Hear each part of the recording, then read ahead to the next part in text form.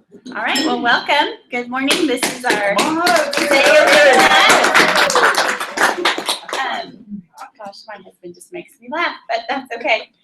We are super excited, almost to the point for everyone in this room knows me to a degree and knows my heart and knows how excited I can get about things. But I'm so excited today that it's almost the scary kind of excited, like the nervous. And I'm not normally nervous. So that just tells me that this is really important and that it's time to push through. And so if you'll bear with me, we appreciate for those of you who are joining us online, and then for y'all, we probably are not going to have it 100% perfect, but we hope that our heart is really shown in what we've provided for you and put together for you today.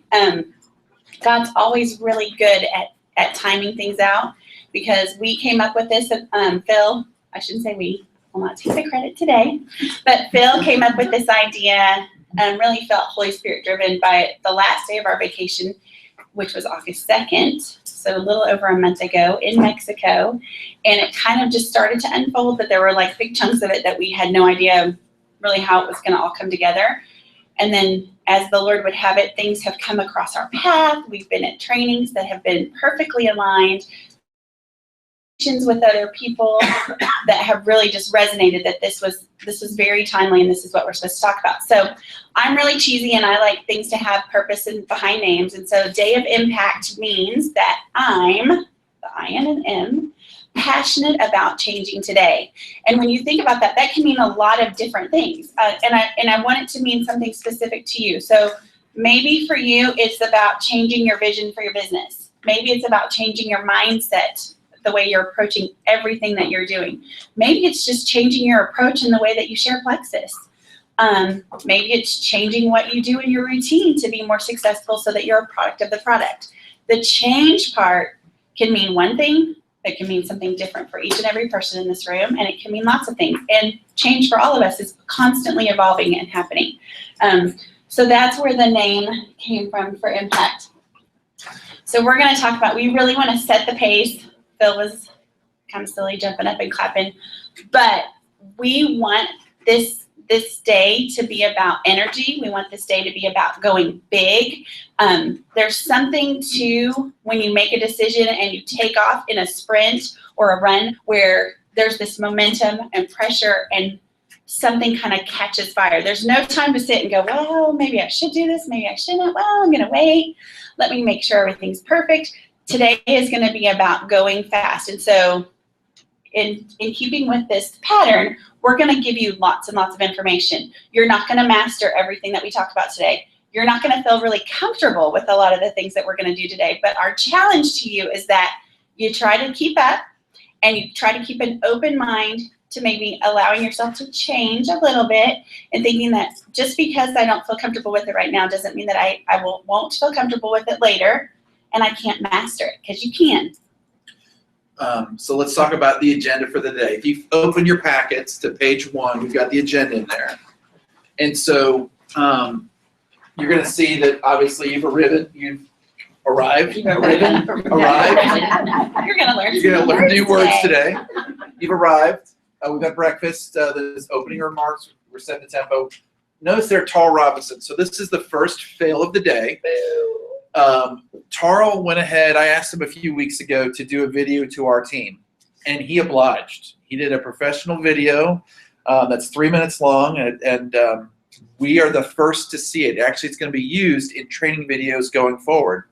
And I got the video Thursday in Dropbox, which I now hate because it's missing.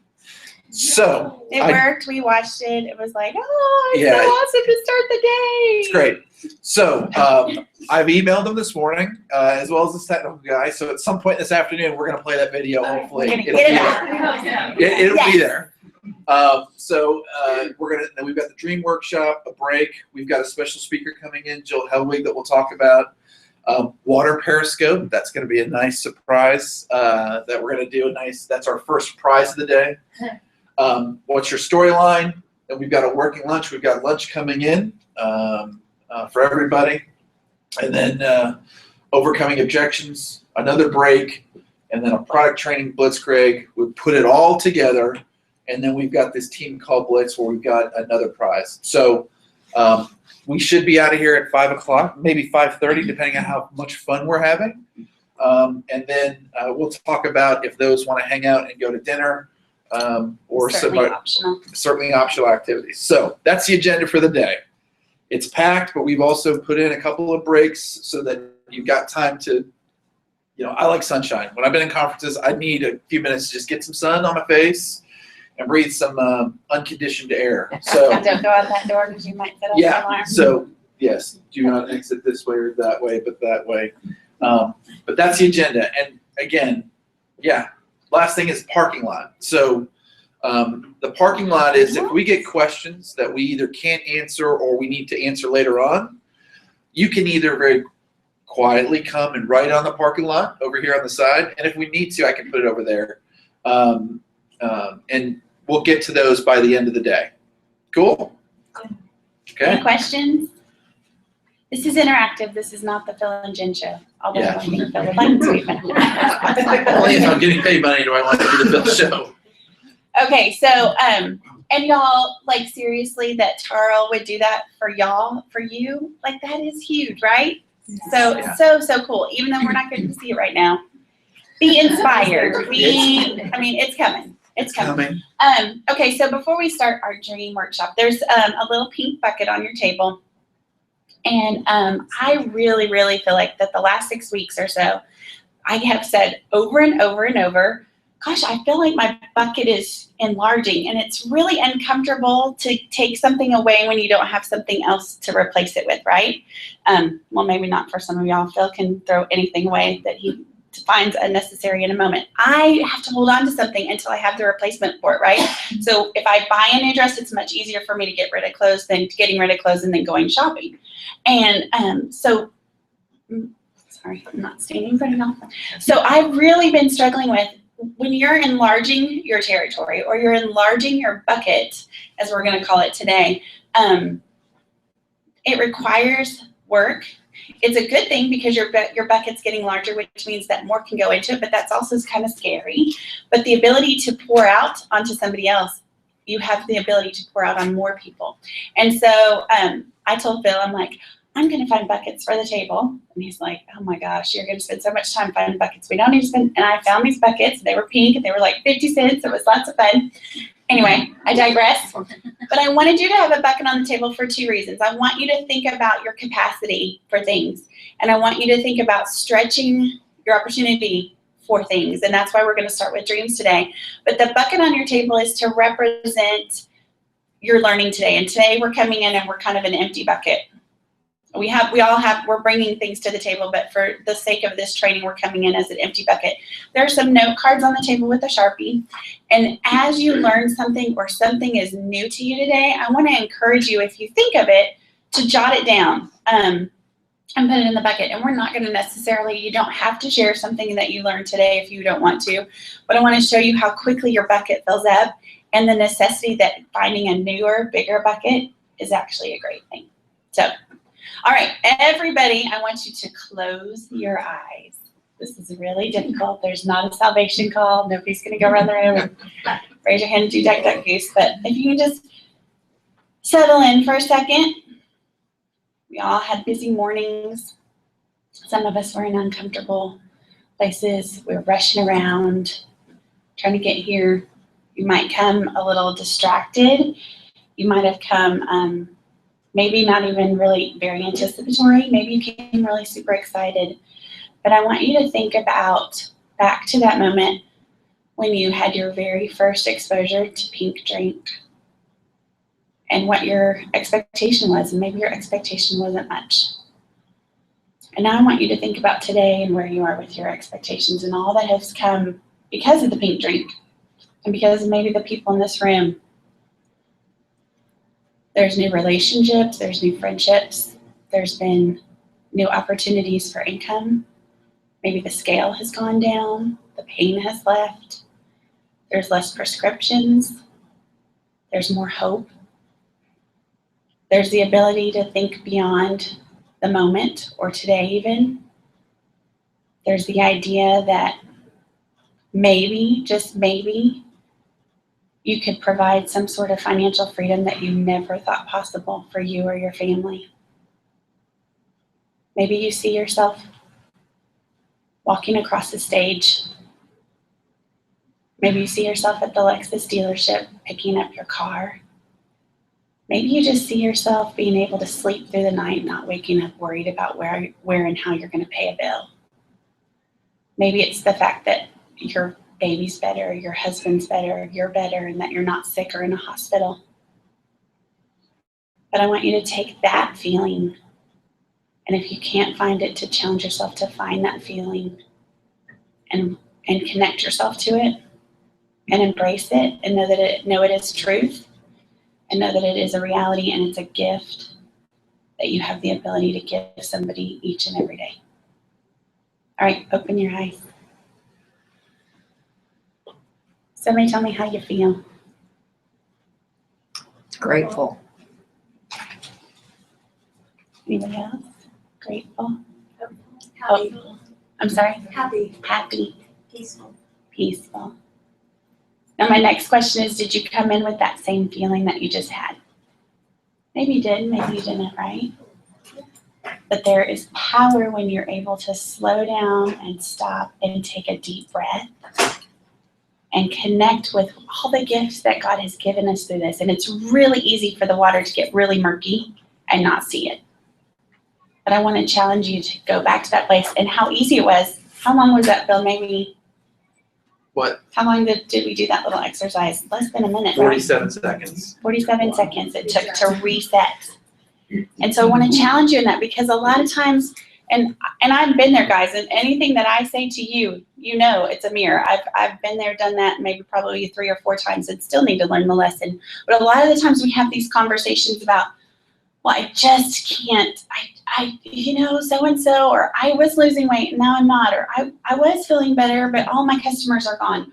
Or I signed this person up and I totally saw them as a rock star and now they won't even return my call. And quickly you find yourself just spiraling right down into this place of, it's not really real, it didn't really work, that was a fad, that was a trend. And you have to pull it back in. Sorry, I'm gonna have to have like an I'm gonna X or put a chair over there. It's all right. Right here. Keep it right here in my spot. So that was just an exercise to kind of help you, and I hope that you can utilize that. Maybe you can use that with your team. So when somebody comes to you and says, ah, and they kind of do the complaint, throw up on you, that you can kind of come back to them and help them recenter and refocus on what's important. And I really think that if you can do that with this little activity that we did, that we can do it for every area of our lives. So I told you that we went to I went to the Leslie Zann conference last weekend, and it was and I had heard lots of great buzz about what she was going to talk about, and that she gave lots of good training ideas. And as always with the family of 5, we had things going on, and so I was committed to going, but I was half-heartedly going like, well, we got to do this, and then we were headed to a family funeral. And it's so cool because the minute you get there and you're deposited just what you need, that's powerful stuff. And so she started her day talking about journaling. How many of y'all journal? I journal when it's convenient. I think my journaling went from before I had kids, I could journal pages and pages and pages at night. And then you have a baby and you're like, oh, I'm going to catch everything. And so, while they were sleeping, you would sit and you would write the little details. And then they become toddlers. And then maybe you wrote in it once every 3 or 4 or 6 months, maybe once a year on their birthday. And then I got to where I was writing my kids letters on their birthdays. And that was the only time that I was journaling. And now it's pretty much now limited to our joy jar at home that I jot down on a little piece of paper. Oh, this was an awesome day, da da da da da. But Leslie Zann has an incredible story, and she shared her story, and it was inspiring and it was motivating. And she had come from a place of heartache to definitely a place in her life of triumph.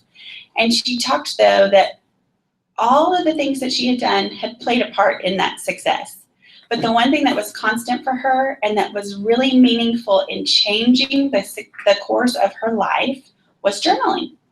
Okay, well, if somebody says that, you're going to listen, right? So there must be some power to journaling. Let's bust out a book.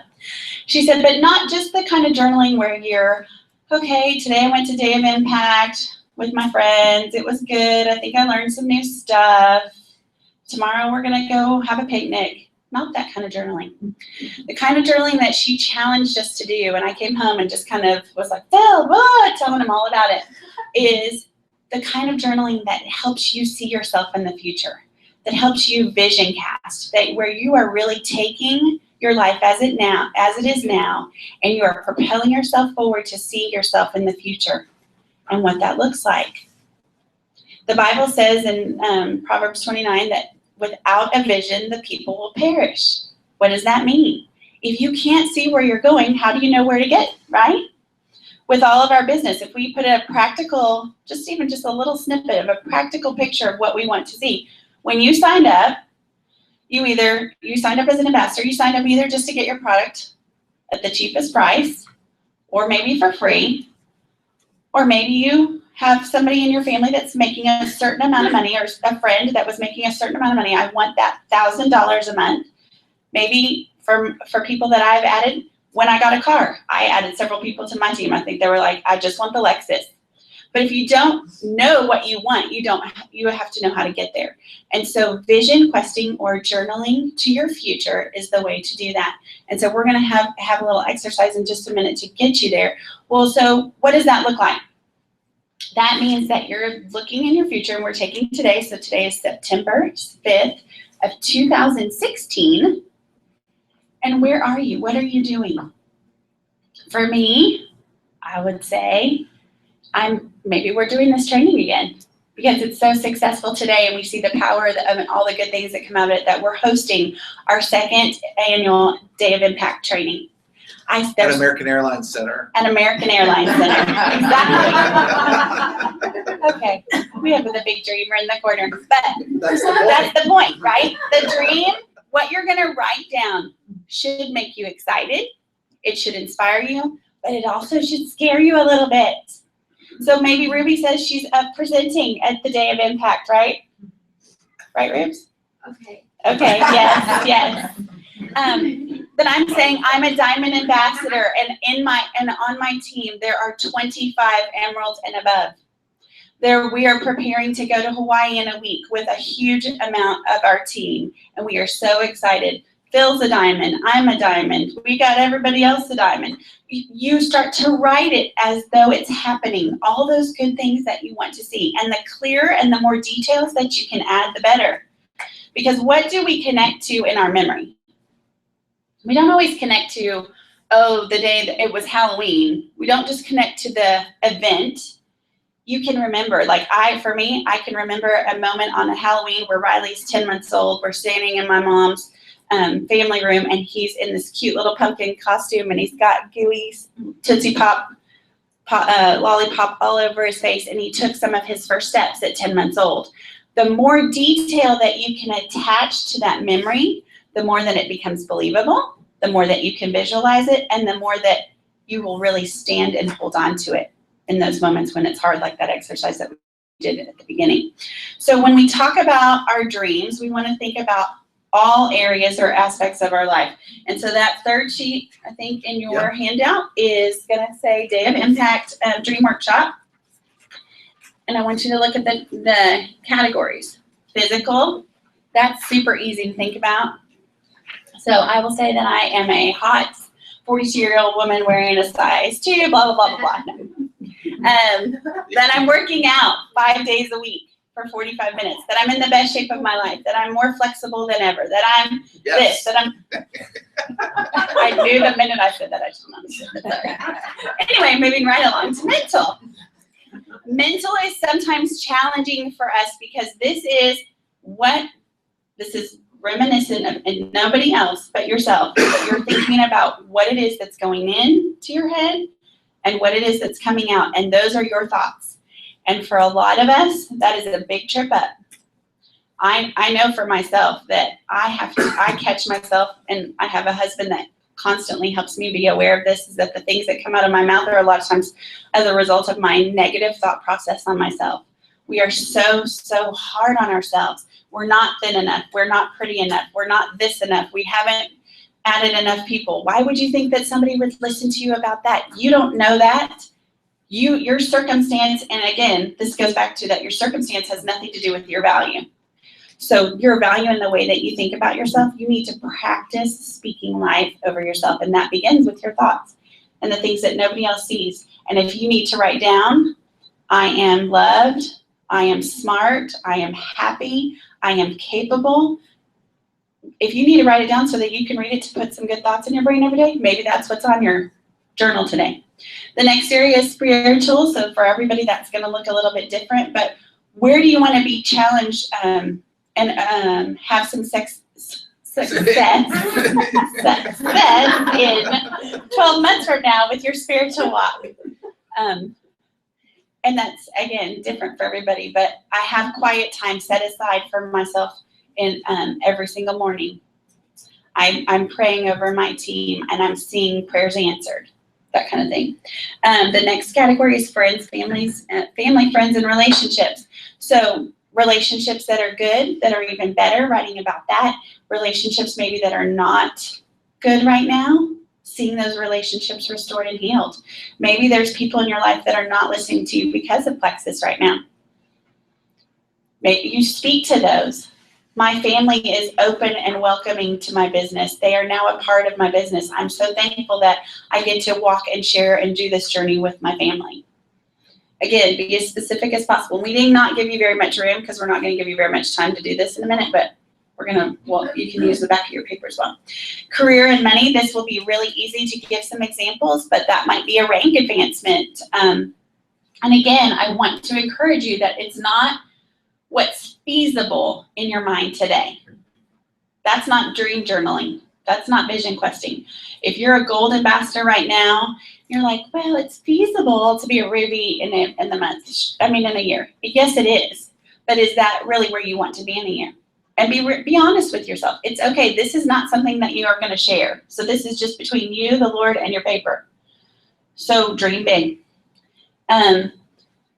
In terms of, okay, the next one is adventure and recreation. So for some people I know, we don't allow ourselves to even think about that, right?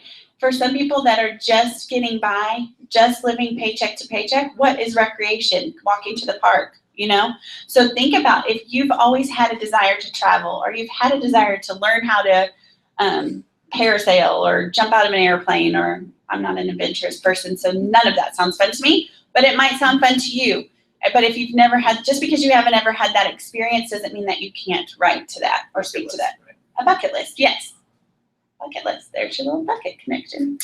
All right, service contribution.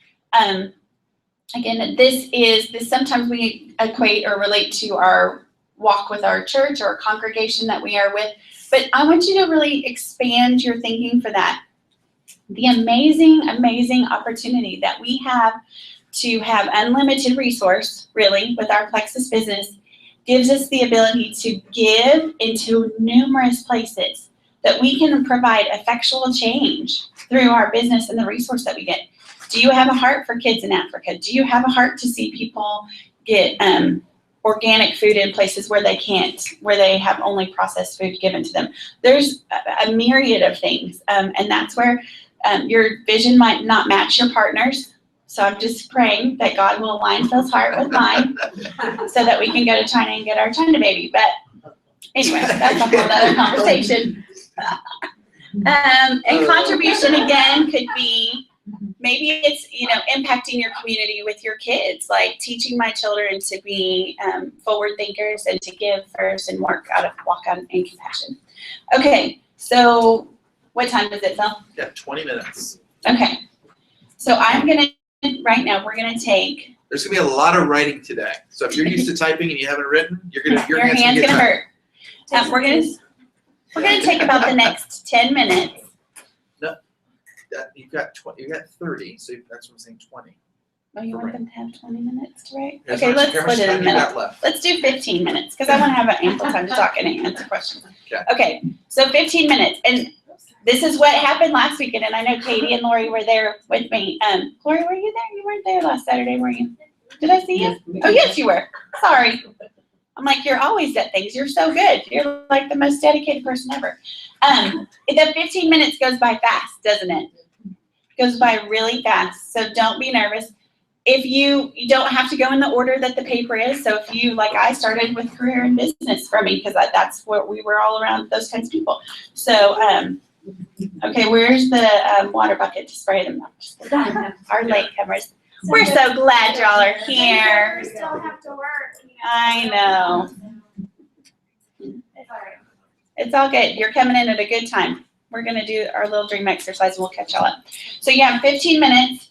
Start in the section that you feel most led, that you want to free flow right. And if it doesn't make sense to you in the moment, don't worry about it. Nobody is gonna read it again, like I said. So you've got 15 minutes to dream and dream big. So go.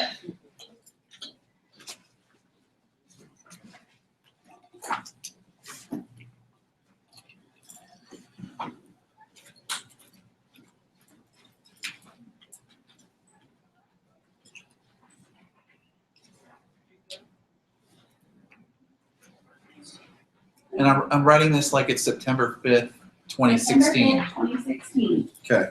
So you're here in the future. So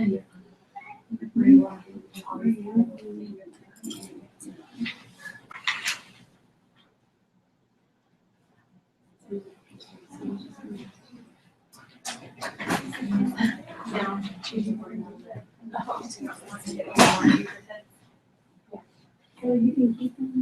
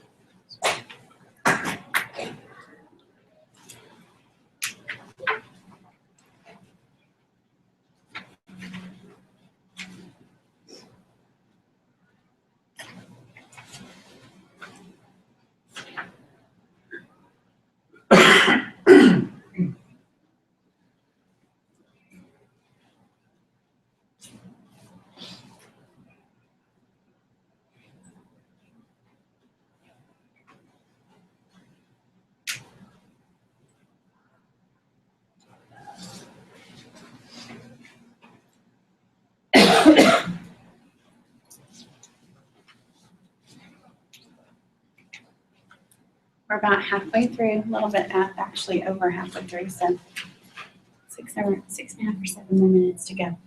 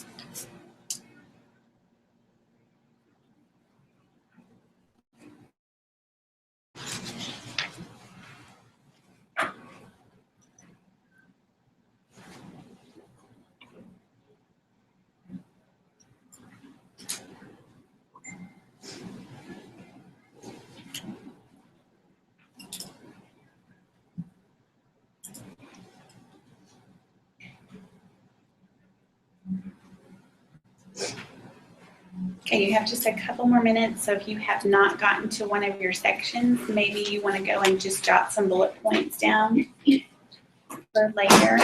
Make sure you have something in every area.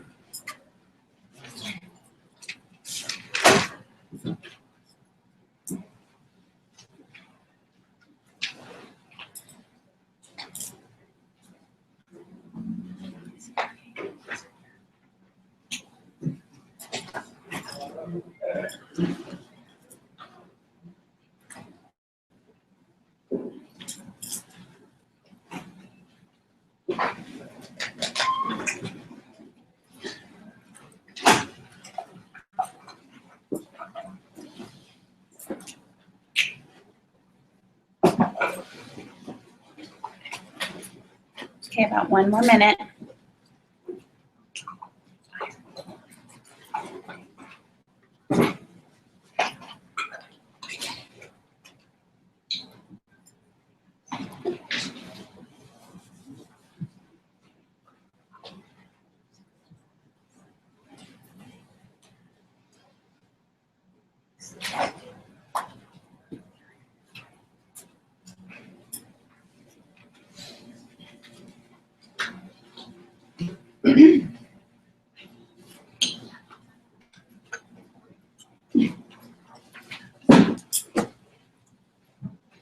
Okay, so you can continue, just wrap it up while I'm talking, but can everybody take a deep breath? It's a lot in a little bit of time, right? But it's really good. Somebody tell me how you feel now. I see lots of smiles. Yeah. Charles over there, who's the 2-minute shorthand writer. I'm done, I'm good. I know what I want. Awesome. Charged? I heard charged. Good. encouraged, hopeful. Anybody else have any other? Motivated, yes. Good, that's what it's supposed to do.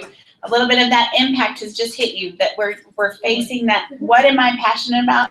Oh, look, it's right here on the paper. So now you have a little note card on your table with a butterfly on it that says a thank you. And you are gonna thank yourself by writing yourself a little something. Okay, so it could be a note of encouragement. It could be a, wow, look what you've done this last year. But you're gonna write to yourself so that you can read this a year from today about what it is you've accomplished. So maybe it's one thing from your list of your vision casting that you just did with your dreams and your journaling. Maybe it's several things. Maybe it's just the overwhelming feeling of gratitude you have. Whatever you feel kind of connected to right now in this moment about what you just did for some dream work, I want you to write to yourself so you have it here. Now, the challenge, just like it is for me, is going to be that you don't lose this between today and this time next year. Seriously. Seriously. Is a struggle. So maybe it's, wow, I'm so thankful I even found you. Found this note. And you can certainly write that to yourself. So, but we're going to just take 2 minutes. 2 minutes to write yourself a And then short you're little note. sealing it? And you're sealing it and saying not to open until September 6th of 2016. Or 5th? Or 5th? Or 5th, sorry. Jill, you need a note card? You want a note card?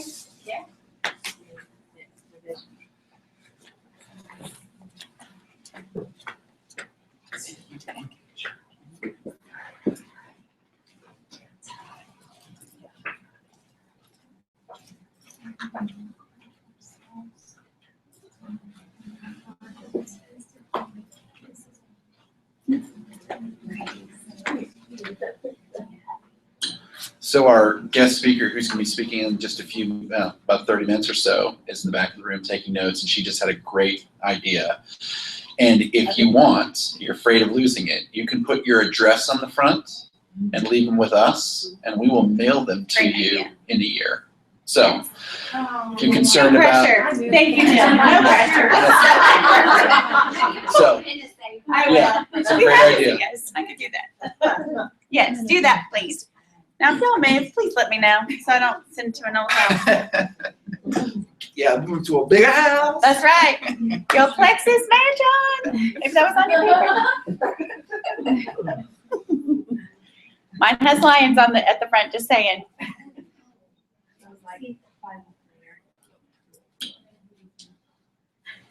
And then just, yeah, let's just bring them to the front when you're done, so then I know. Well, if you want to. If you want to. If you want to hold on to it because you don't trust me, I will be only mildly offended.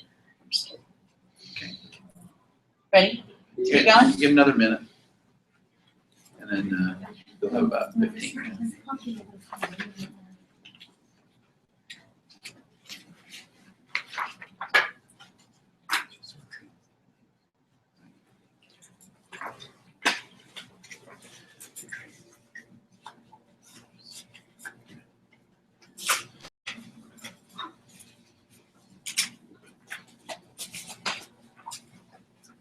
I have to tell you what an inspiring little picture it was to watch all of y'all writing it all down. I love that. It's like a proud mama moment. I was gonna show y'all, this was mine from last weekend at the conference that we were at.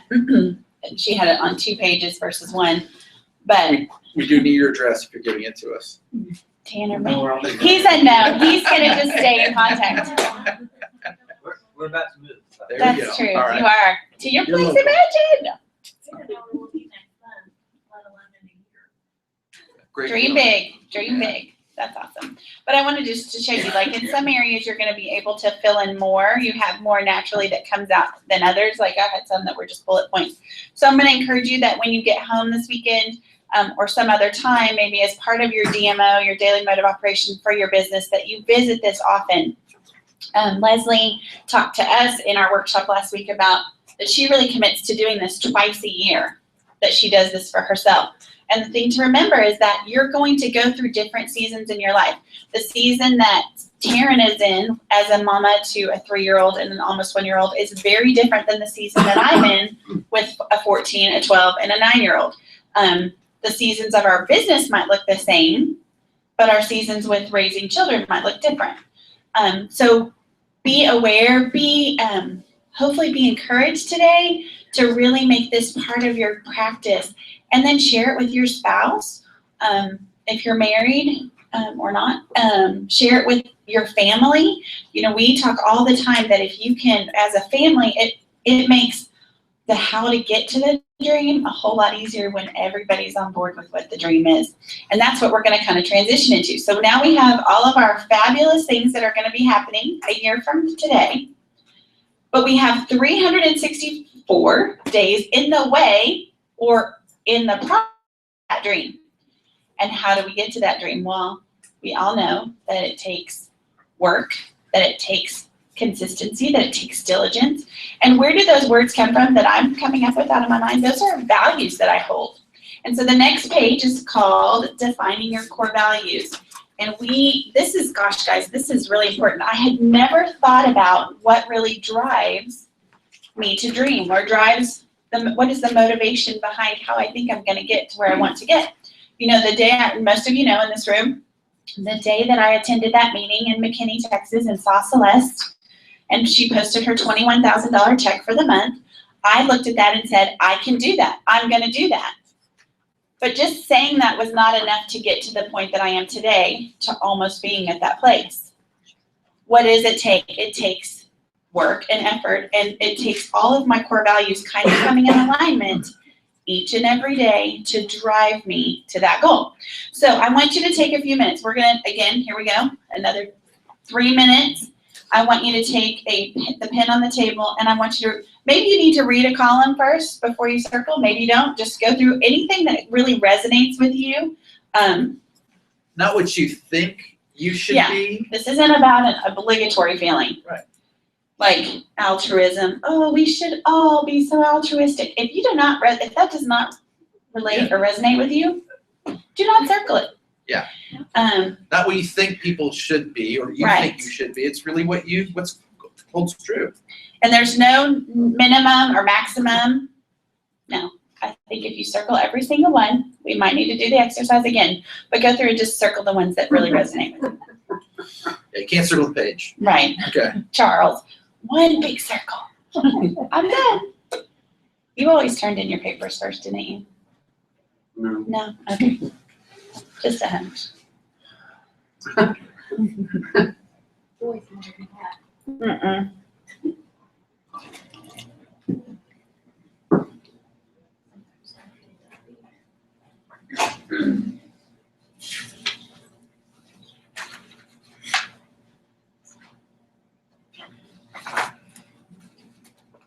I'm going to give you some jogger questions while you're looking at those.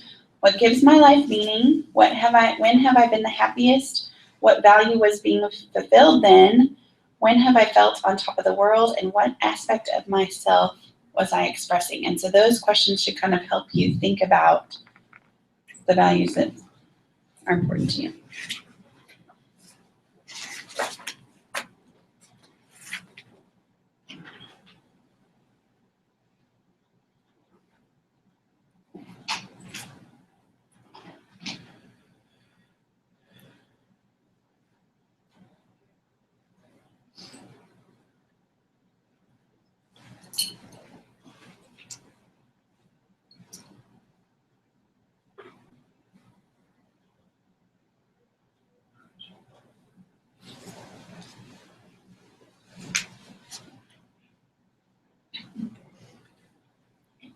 And then just to help me, will you look up at me once you're done with your list?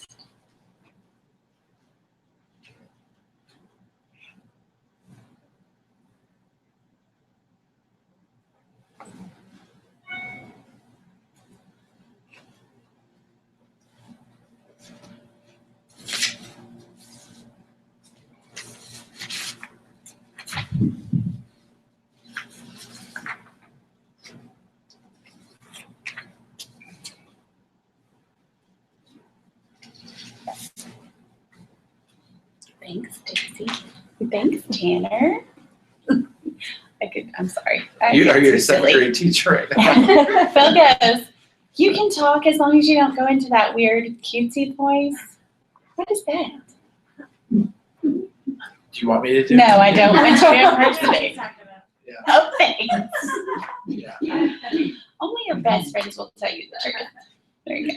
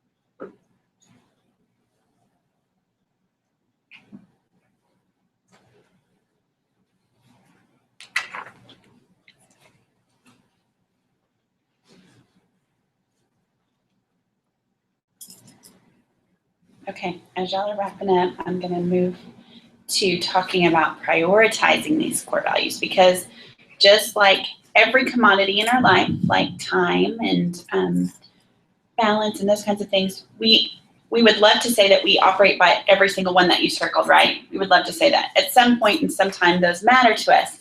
But really, when we think about our day in, our day out walk, we have priorities on certain values. There are certain values that we can live without, right? So, for example, I can live without exploration. I really don't have to explore something new every day.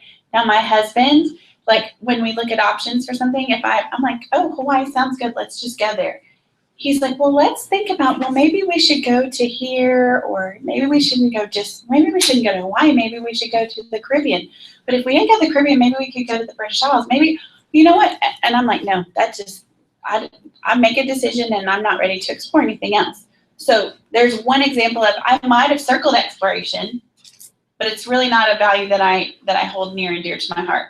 So I want you to go back through and look at your list and see which ones do you really feel like you need most, which ones would cause me the greatest discontent if they were missing, and which one has such high value that if I did not have them, none of the others would matter.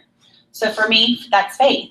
If I didn't have my faith, I would not be able to walk out any other core value without it. So look at your list, maybe do that with 8 to 10 of them. Or 5. Well, and then you're going to narrow it down to 5, and then write 5 on that following page.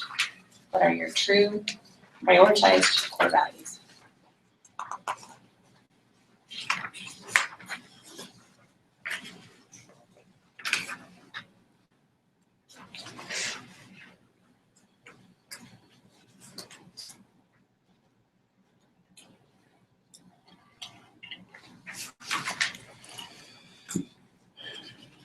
Let's see.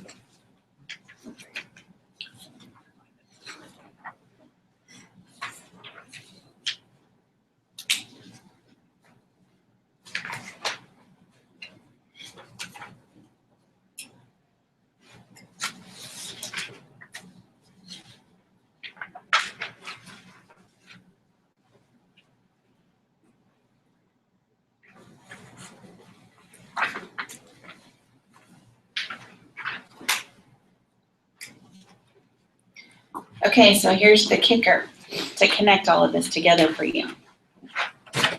When you look at your core values, once you have those 5 written, do they truly align with your vision and what you're seeing for yourself a year from now?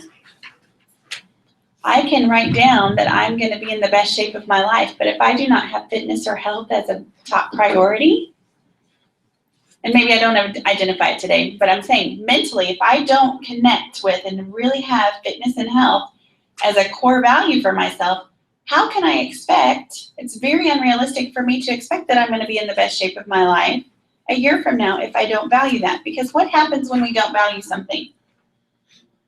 We throw it away, we don't do it, we don't use it, we don't give it the time or effort that it's a priority. The same with belief. If I say that I am going to be a diamond ambassador with Plexus Worldwide a year from today, but I don't have belief in the products or belief in this company or belief in the compensation plan as a core value, then what am I doing? And thinking, and we do this every single day, right? We really, I know for myself, I do that all the time.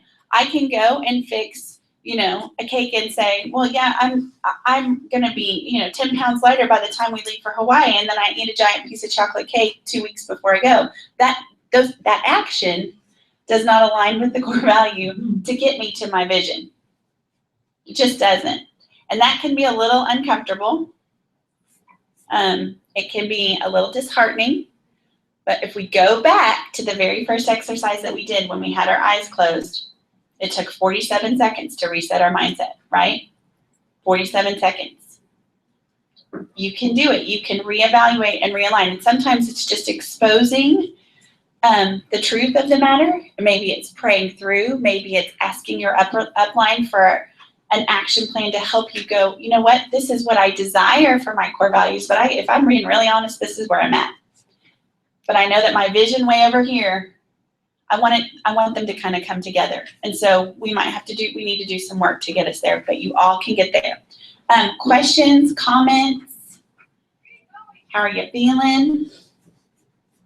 You're coming up on a break, so You this are. is heavy You're about to stuff. get up. You need to get to It is a breathe. lot, and it's a lot of internal reflection, and it's a lot of stuff to process. And I know for some of us, when we are processing and doing all this, we don't have anything we want to share outwardly, and that's okay, because this is really for you. This is not for the group. But Phil, anything you want to? Yeah, no, listen, because we came up with it, this is awesome. No, I think, I'm joking. Like, I put down, my number one core value I put down was, what's that? I said you need some of the humility. He does. Humility. He does. He needs humility. You know, I didn't circle that.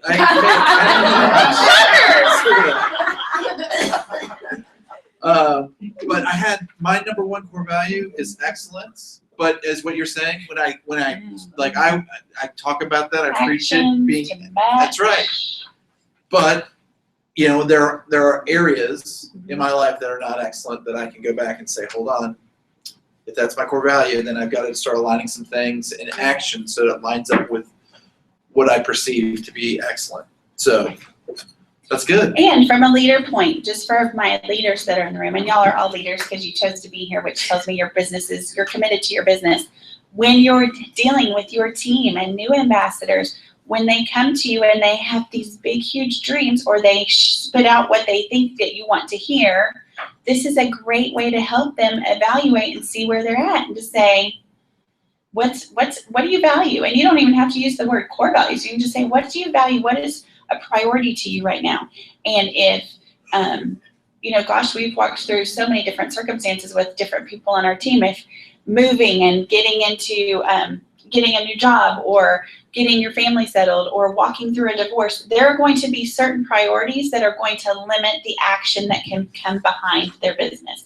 And I think if we can help them and illuminate some of that for them, we can help them, one, be realistic, but then two, provide hope and a plan to say, okay, when you're ready, this is what we need to do, or this is what you need to do to help match your actions to what it is that you're seeing and you want for yourself in the future. So I hope this part was helpful. We're going to give you a how long break? We've got 15 minutes. 15-minute break. So if you need to make a phone call, use the restroom, it's back around the corner to the right. Eat some more food. And introduce yourself to somebody that you don't know. Yes, meet somebody new. All right. That's it. 10:45.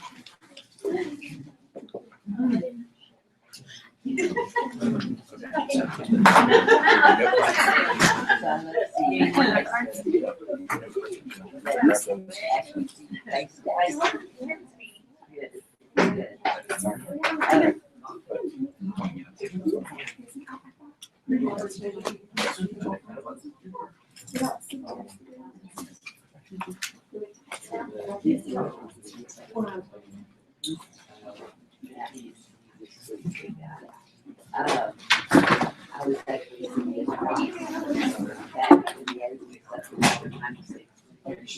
That's what I said. I thought they were so sassy cute. These are from last year.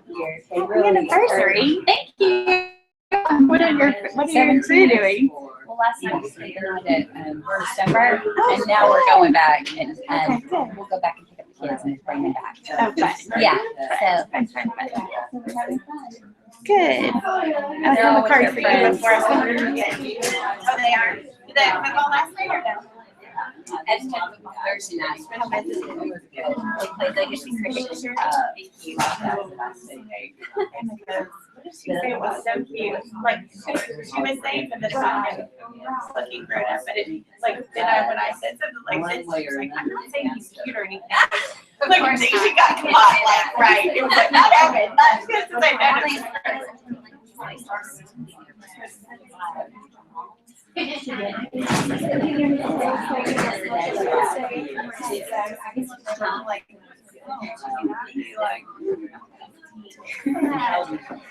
rumors are sitting out there for like 10 minutes. Yeah, I saw her. That's true. Miss Carolyn. Yeah. That's why she's out there, like, you know,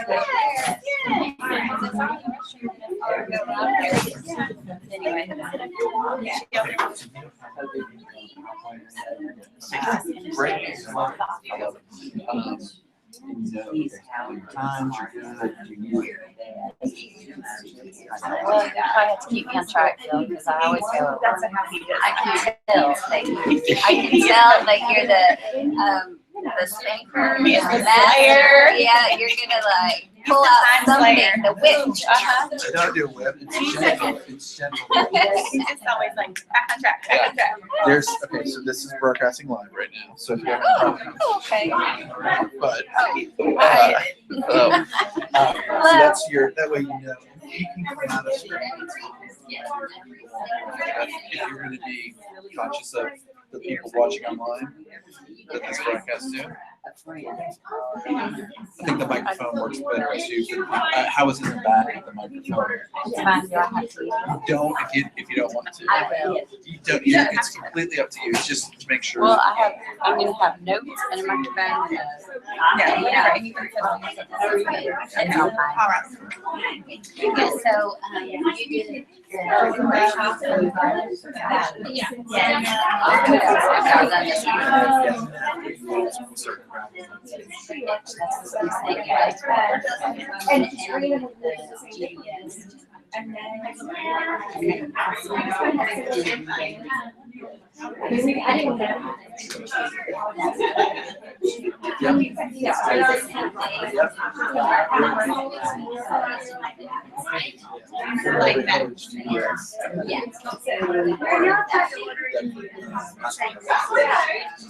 No, I ordered some.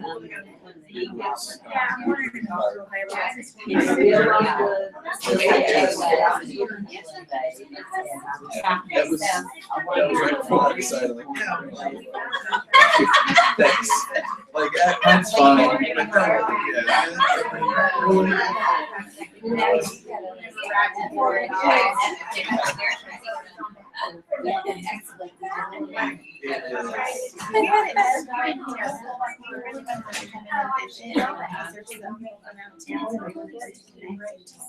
About happy.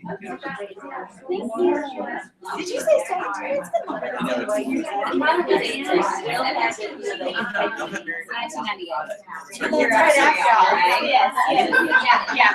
This whole year, I thought we were gonna be on like 2 years ago, and then at least so it's the age Okay. anniversary. So she said they were married 6 years after. I had to put it in my calculator. I like went 2015 minus 19 years. I'm like, okay. That's how they were.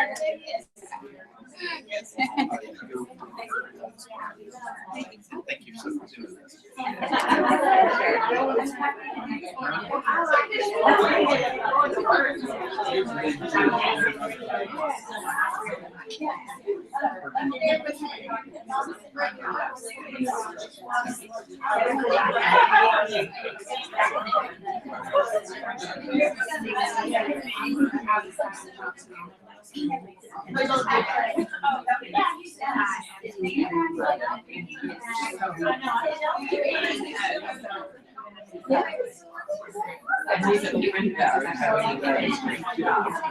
I would say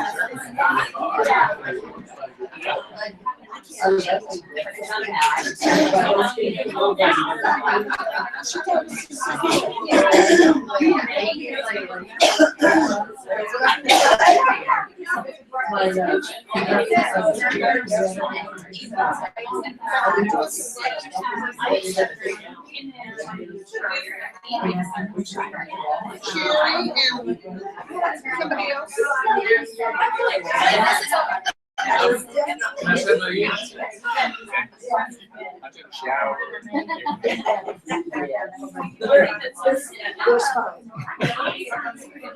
She came all the way from Florida. Oh, wow.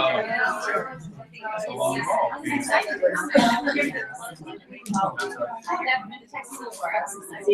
A long time in Texas.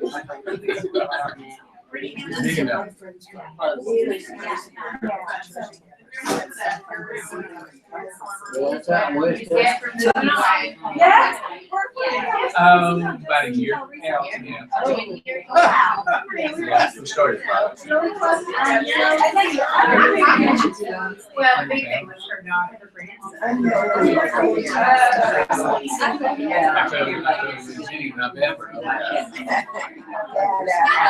Emergency conditions.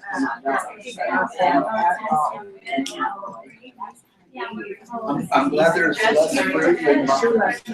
Yeah, that's a great sign. This is right here. Oh, I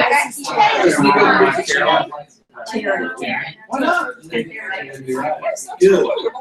Good answer. Well, she's from Florida. Oh, yeah, and I'm on Facebook, so. Facebook is even worse. We should do a Facebook. Hey, we're actually you gotta limit the baby.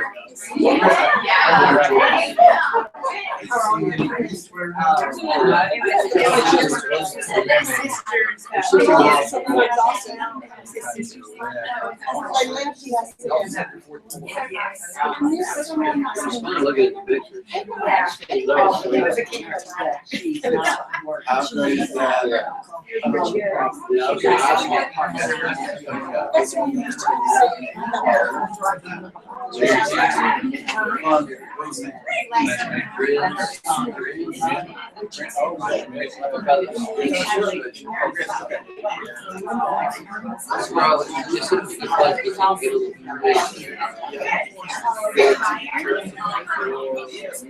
I just didn't see it.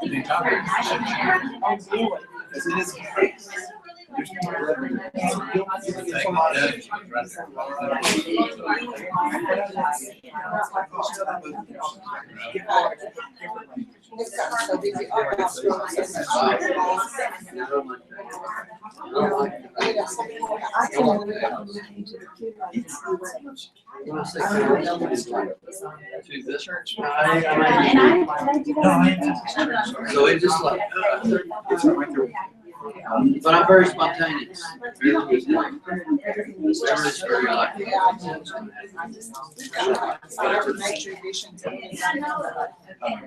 You know, they'd go right across the street from us too.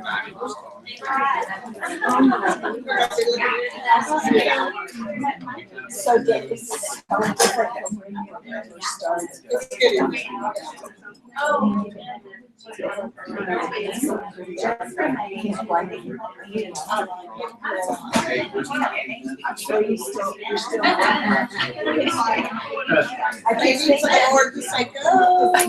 I keep thinking that one of these days. Well, I said it's well, now I can kind of see why I'm church.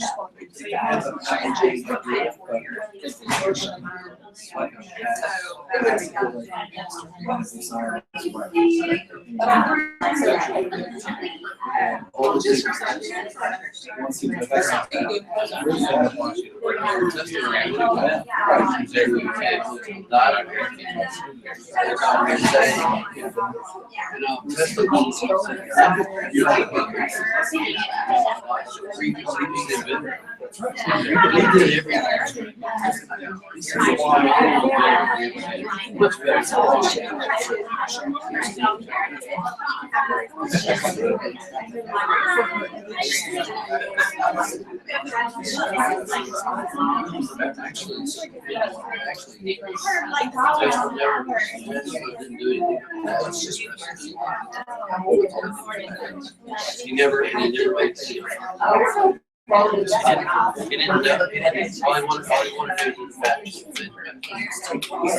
Yeah. So Dad worked with Rich. So she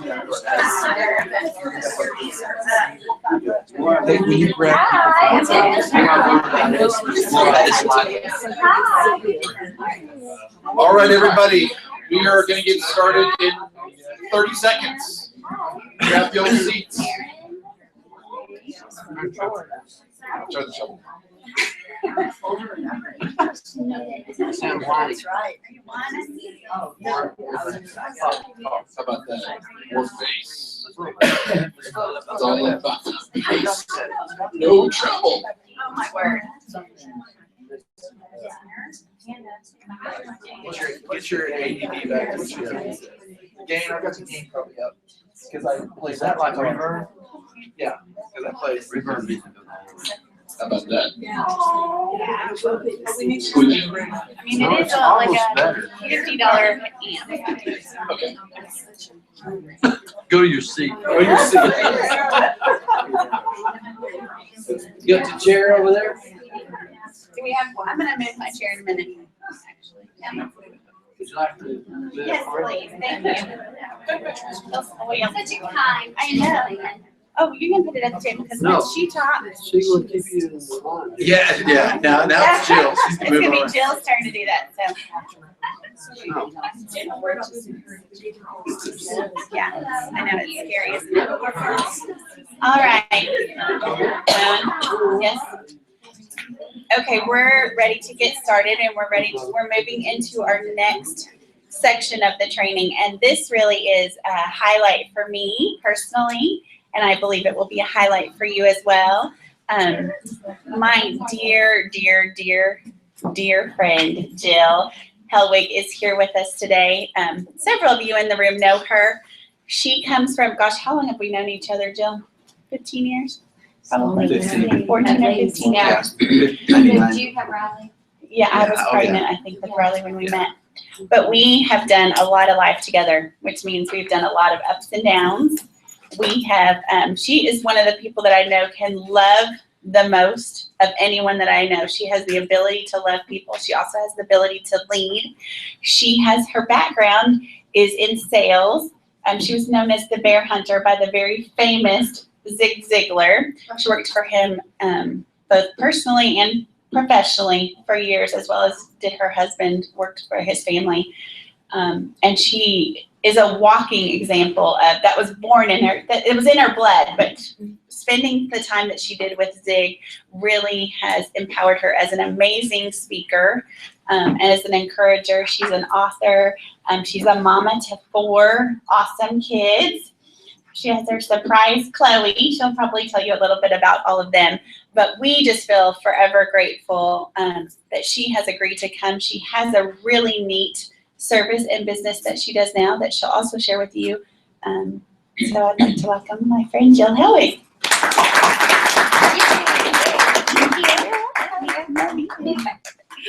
Hi, how is everybody? Good. I'm so happy to be here today. Can y'all hear me without the mic? Yeah. Oh, do you need it for recording? Nope. Okay. All right. So Here we go. You're good. I'm just so happy because I love Jen's. I'm passionate about changing today, impact. And I think that is like so powerful. And you guys, I just love being able to change. How about y'all? Like we all know ourselves and we know who we are and we know like everything deep within us that a lot of people don't know, like all the good, the bad, and the ugly. And so we're constantly wanting to change.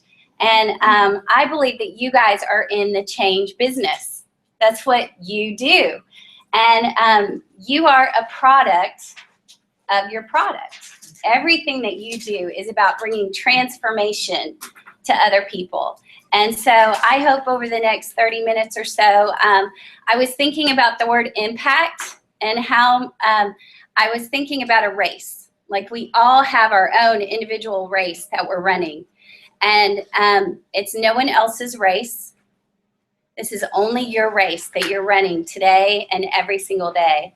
And in order to make an impact, you have to run your own race. And I was just praying about being with you all today. And I felt like I received like 4 points that I want to go through with you today. And just how to have an impact in your race. So we're going to talk about that. This is not what I normally talk about. I get the privilege now of being a personal coach. And so for the last 3 years or so, I trained people a lot, one-on-one executives and people like y'all who are starting your own businesses, entrepreneurs who really want to make a difference in the world and in your own personal families and your financial future. And so it's a lot of fun working with people one-on-one. And my company is called Brand New You because we take you through a whole process of just focusing on your most profit-building activities. So the things I'm talking about today really are not a part of my Brand New You program at all. They're all they are, but they aren't. They're 4 things that are just specific for your group today. So I'm excited about sharing that. But I wanted to talk about the first time I met Jen. and Phil. Because I think that this is appropriate because it's just so sweet. The first time that we met, we were at like Jen and Phil said, we've known each other for a very long time. We were at, I think it was like a newlywed game. Okay. It was a young marrieds thing at our church. And I think Jay and I, were we married? I don't know. Yes. I guess we were married. Yeah, I guess no, we were we're married. But we had never met the Mangoes yet. And so we came in and we went to this newlywed game. And I remember seeing Jen, and she was with another friend. And I was like, I have to get to know her. I love her. Like, she's just so sweet and fun. And she just had that attraction to her, right? And that's what I think all of you feel in being in this business with Phil and Jen, is that attraction and that care. And, you know, the Mangoes are fun. And if you're in a business with them, you are assured to be on an adventure. Okay, we won't. You're assured to be on an adventure with Phil, with PJ, as some of us call him, but not with Jen. Okay, we won't let her explore. But the neat thing about them is Jen especially, is always going to listen to your needs. And that is one thing I love about her as a friend. And I can't imagine how amazing that would be to be connected with her in business that same way. So I want to encourage you to utilize the Mangoes and to trust them. Because everything they're saying, they've lived. They've been through some difficult seasons in their life, and those difficult seasons have gotten them to a new place of who they really are and who they're meant to be. So when I met her, I just felt so attracted to her, and I know that's how a lot of people feel and how you feel. And I think when you go out into the world sharing your Plexus story,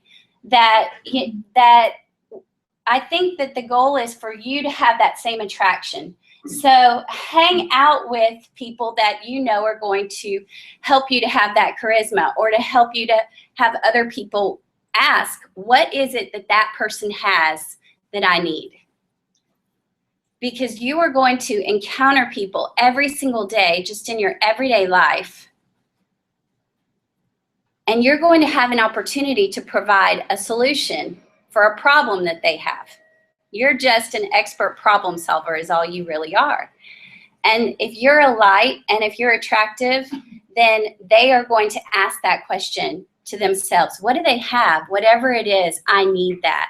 And then you're going to have an opportunity to build a long-term relationship with them, which will establish your trust with them, which will help you share your Plexus story. Okay, so I just wanted to say that at the beginning. That was just an extra freebie. But so the 4 things that I want to talk about. The first one is in your running your race and gaining impact, is to start with your story. And I saw that you're going to do this. Are you going to work on this later today, Jen? Okay, so this is perfect because it's going to set up for later today. But I am able to coach some girls at the University of Texas at Dallas, UTD in Richardson. And it's so fun because I get to go there, and these girls who they're majoring in sales. And they are going to go sell copiers or software or insurance or whatever it may be. They actually get to go major in sales. There's a sales major in university now. So I coach some of those girls. And in order to get that position that I have, it's just a volunteer thing that I do, but they had to trust me first. So I had to go in for an interview with the gentleman who's the executive director over their program. And he said to me, I was viewing your LinkedIn profile, and I saw that you're multifaceted. And when he said that to me, I was like, well, what does that mean? Like, multifaceted, like, is that good or is that bad? Like, does he think I'm like a professional or not? And I thought through that when I got home, and I just kind of chuckled about it, because your story is probably very multifaceted.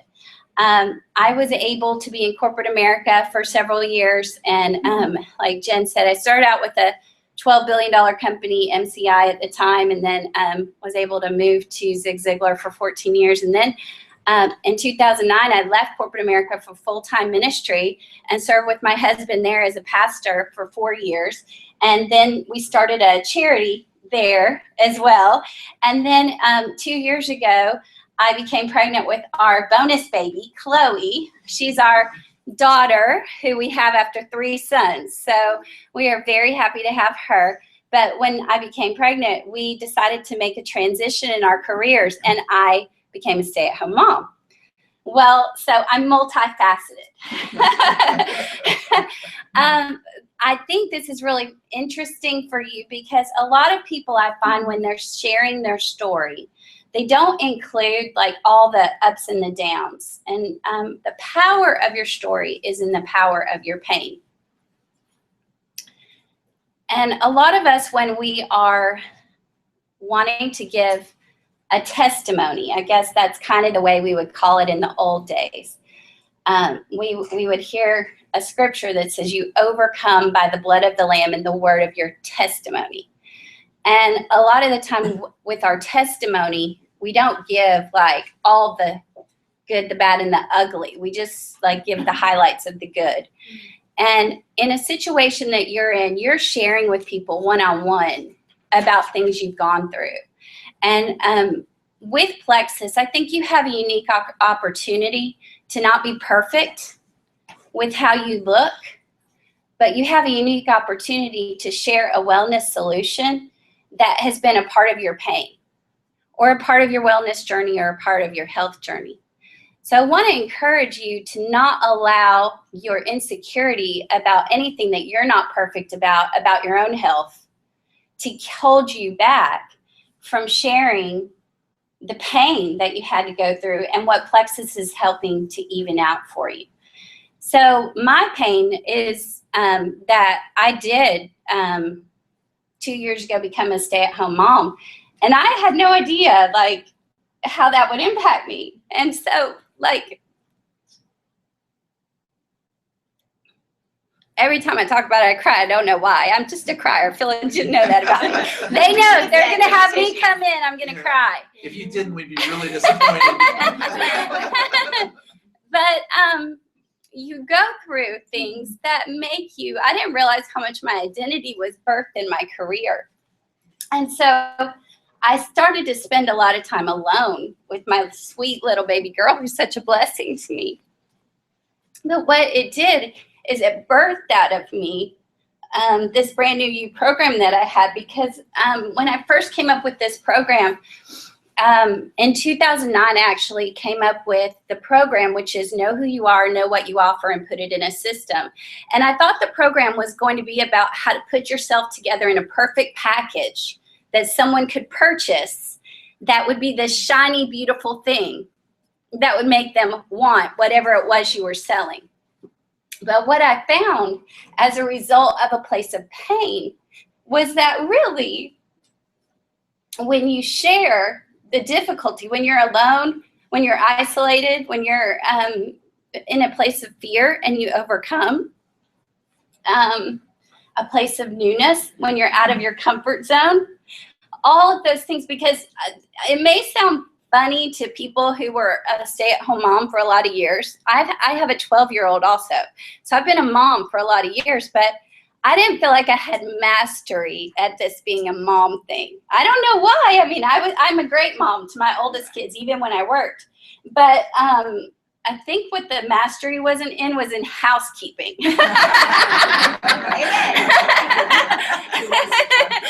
So I didn't have mastery in doing laundry and cooking and laundry.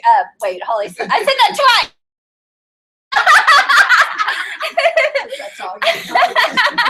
Grocery shopping, all these things I didn't have mastery in. Even though I did them, I didn't do them with the same like care that I do now. I'm really good at it now. I've done it for 2 years. I'm like such a good mom. Yay. Anyway, but I'm saying that because I needed that place of pain to get to that place of mastery and to learn and to get out of my comfort zone.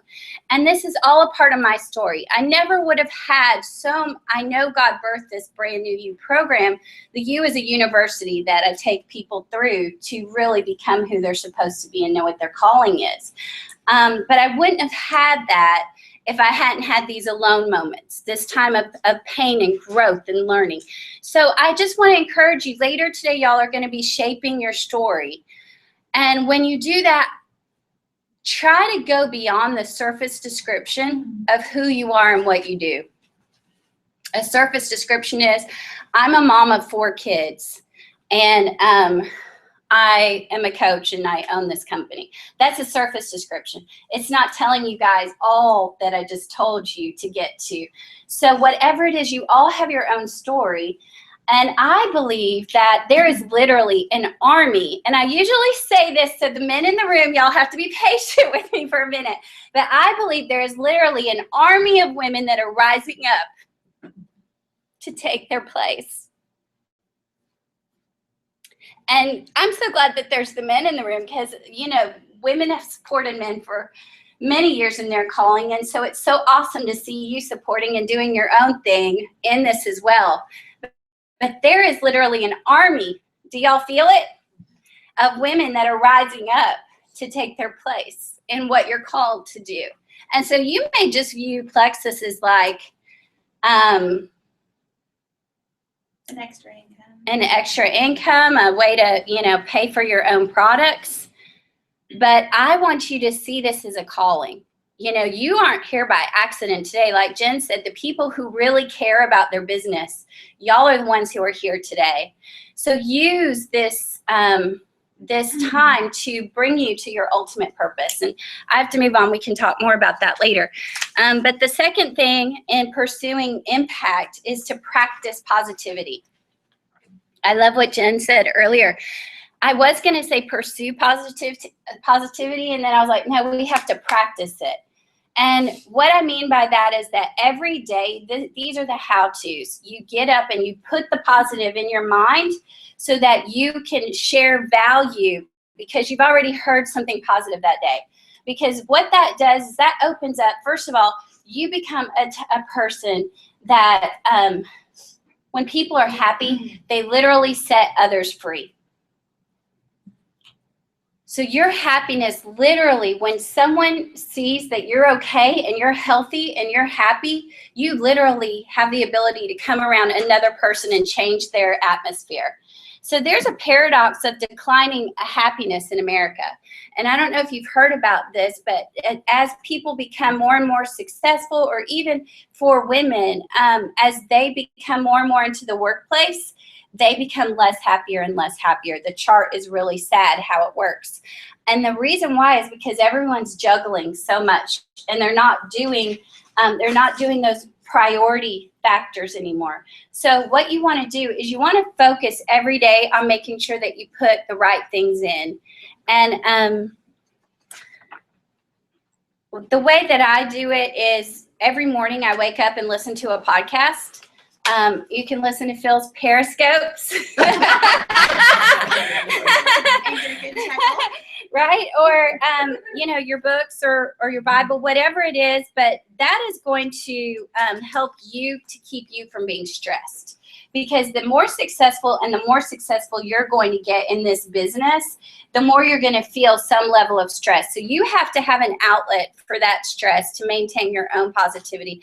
And people who are negative in your life, you're going to have to learn to set boundaries. It's a very important tool that very few of us really understand. And that's the ability to say no, and the ability to lose some people in your life that you love, but that aren't taking you or going with you to the place you need to go. So you may feel, especially in a multi-level marketing company, that some people are going to judge you for that, or not understand what it is that you're doing. But you're going to have to learn not to care about their opinion and to pursue your own dream and practice the positivity moving through by setting boundaries. Does that make sense? Okay. We first make our habits, and then our habits make us. And John Dryden said that. And I really believe that happiness is a choice. So on the days, and this is one thing I do love about Plexus, and I'm a customer. Yay! I'm trying to give you a card.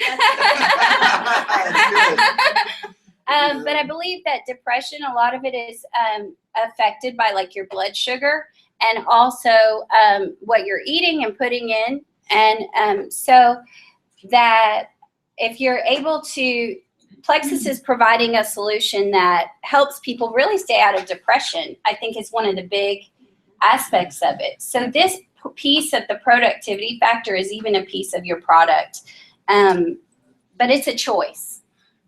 A lot of people wake up and they feel something over them like a cloud, and I've done this myself, that's why I can speak to it. You know, you feel a cloud over you that day and then your whole day's ruined. But you have to just wake up and make sure you know that happiness is a choice. Okay, how are we doing on time? You're good. Okay, all right. So the third thing is gain momentum with integrity. The most powerful persuasion tool in your entire arsenal is your own personal integrity. And when I say integrity, I'm not necessarily talking about doing like yes, no, the right things, like following the commands of the Bible, although that's one piece of integrity. That's not what I'm talking about today. When I say integrity, I mean being true to yourself. So I love the fact that Jen did the core values this morning, because I think it's true that a lot of the times we circle a core value because we think that's what we're supposed to have. And that's unfortunately not integrity. It's not being integrous within ourselves. And then you'll get to a place of success in your life and you'll be like, why am I even here? This isn't what my core values are. You'll wonder, you'll have made all this money and be living in a big mansion or whatever, and you don't have, that wasn't your core value in the first place. So you have to figure out what it is that's inside you that as you grow, that you're going to be even happier with who you are. So to know who you are is a very important thing. And Jen wanted me to talk a little bit about your words and your actions. And I think that you can't express to others how you can impact their life with your words until you really know who you are. And we go through this in a very deep process in my classes, but there's 4 ways I have found that are the best ways to really understand your identity and who you are. And the first one is to know the meaning of your name. And I have, we take people through this in my workshop, but it's really neat because the meaning of your name, actually, it's just amazing how it happens time and time again. I've just seen it with my clients, is usually directly related to your purpose. And if you're not walking in the meaning, do you agree with me, Katie? Because you're like, yay. If you're not walking in the meaning of your name, a lot of the times you're not walking in your purpose. And so to give you an example, my name is Jill, and it means youthful spirit. And so if something is making me feel old, I know right away I need to run. But there are a lot of times in life when we just do things out of obligation, and we don't, like, I have to find the young in it in order for me, or the spirit in it, in order for me to feel called to do something. So whatever the meaning of your name is. So Katie, what's the meaning of your name? It means pure. Okay, so what would you say, like, how it relates totally to your see that. purpose? I don't know, because I'm not good at putting things like that together, but I guess. You have such a gift, though. Yes. That you're a very genuine person. You always like the heart of the matter with things. And she is our research girl. Like, she wants every detail because I don't think she wants it misconstrued. Yeah, you don't want it to be like a get-rich-quick scheme. You want it to be real or sincere and pure. So, see, that's like, you can use that so powerfully in your identity with your business. So you're even like, we're not going to have time to go through all this today, but you can even make that a part of who you are. That Katie focuses on the pure and organic to help people to go to find wellness solutions in their lives. Like, that could be part of your bio, right? So that's really a neat thing to help you on those days when you don't want to get up and work that day, because this is like a real job. Like, you've got to put into it what you're going to get. What you put into it is what you're going to get out, right? So on those days you don't want to put in, you read these things about yourself, and then you stand up and you rise up and you go to work and you work. Okay. The second thing besides the meaning of your name, which Jen talked about, is journaling. And I'll say I love how she did the future journaling. And then also what you need to do when you journal is go back and highlight the patterns. And then you start to realize like the things you're dealing with over and over again and the nuances, and you know what you have to overcome.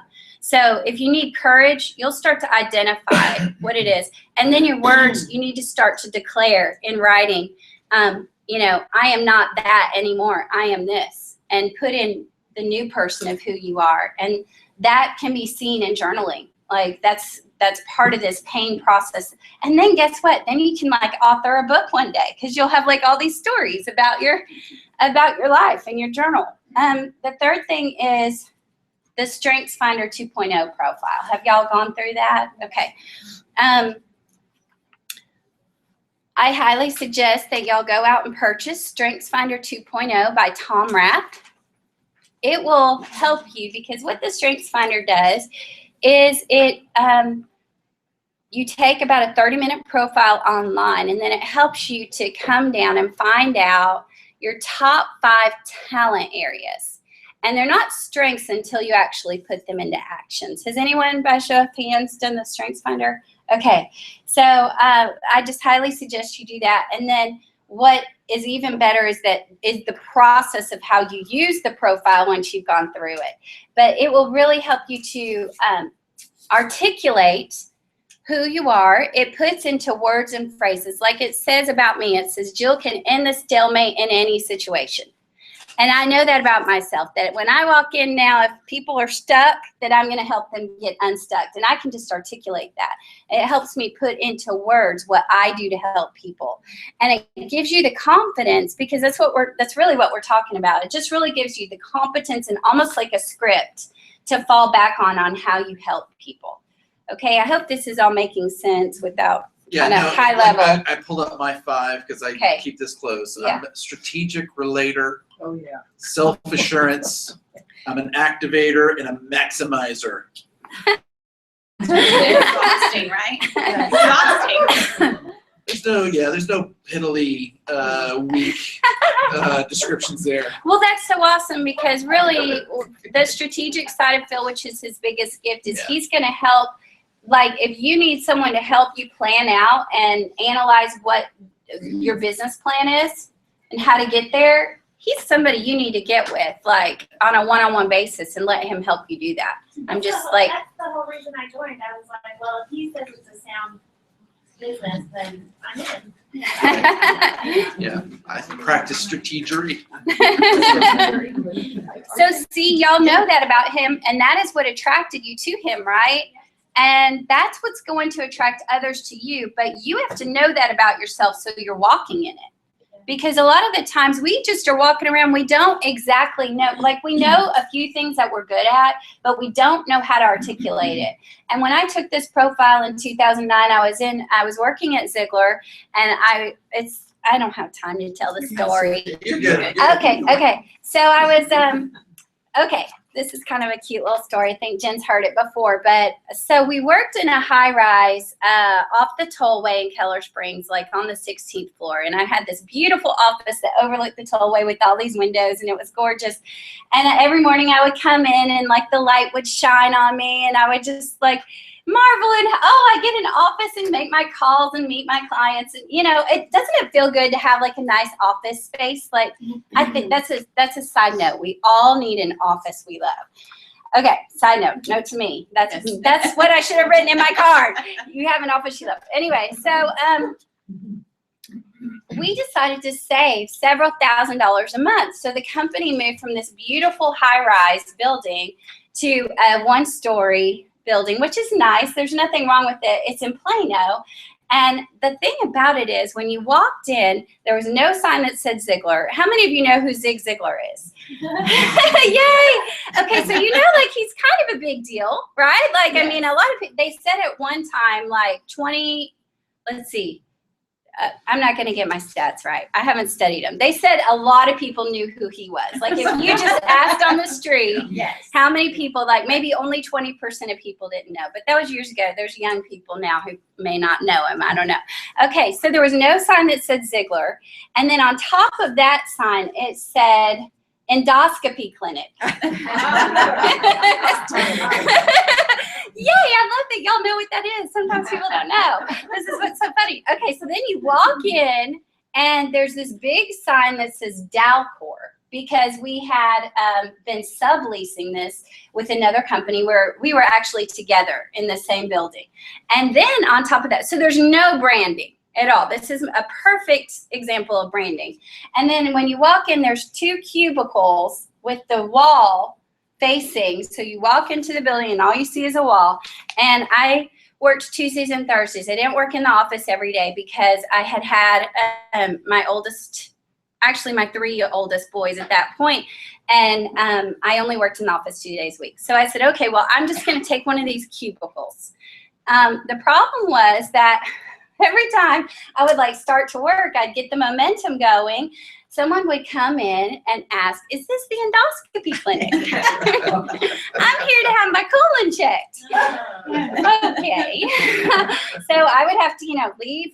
My entrance was out that wall. I'd have to leave. They are already down the hall in the middle of like the Zig Ziglar Corporation, Zig Ziglar, trying to see everything. So I'd have to come pull them back. No, the endoscopy clinic is out here. This happened to me numerous times a day. And finally I was just like so discouraged about it, because after working there 14 years, I was just like, what am I doing here? I had kind of done everything I needed to do at that point. And I was just, that's where the brand new you was born. I was like, what is the problem? So I took my strengths finder one day in this cubicle, and I just felt it dropped in my spirit that you don't know who you are. Like you need to know who you are. That you're there at that post for a specific reason. Because when people walk in that door, there's nothing, sorry. Sometimes it just hits me funny, I'm sorry. But there's nothing that said Zig Ziglar to represent that man and all of who he is. And there was nothing there except for me. And so too many of us walk around not knowing who we are. And we are a product of the product that we're carrying. And I cannot encourage you enough to do everything in your power to become a product to Plexus. Every product that they offer, you need to be using it. I don't care how much it costs you. Because if you don't use it, if you don't become a product of the product, then you won't see the change, and no one's going to, that's, I guess, why I have what I have with Mr. Ziegler today, because I drank the Zig Ziglar Kool-Aid. That's what I say. So know who you are, and your Strengths Finder is going to help you do that. Is that okay? Sorry, I cried twice. I promised myself I was not going to cry. Okay. And then the last thing is your bio. Exactly. That's my whole talk, isn't it? Yeah. Okay. So the fourth thing is your bio on knowing who you are, which is gaining momentum with integrity. All of this is going to help you get more and more momentum. And we were talking about momentum with one of the girls in the back about how, you think you're doing well, like you'll get somebody who signs on and they'll give you all this promise. You think they're going to become this great thing, and then they quit for whatever reason. But when you go back to the true self of who you are and what your purpose is, you don't care about any of that anymore. You just keep pursuing what you're supposed to do, and your momentum will continue to grow because you believe it, and it doesn't matter what anybody else does.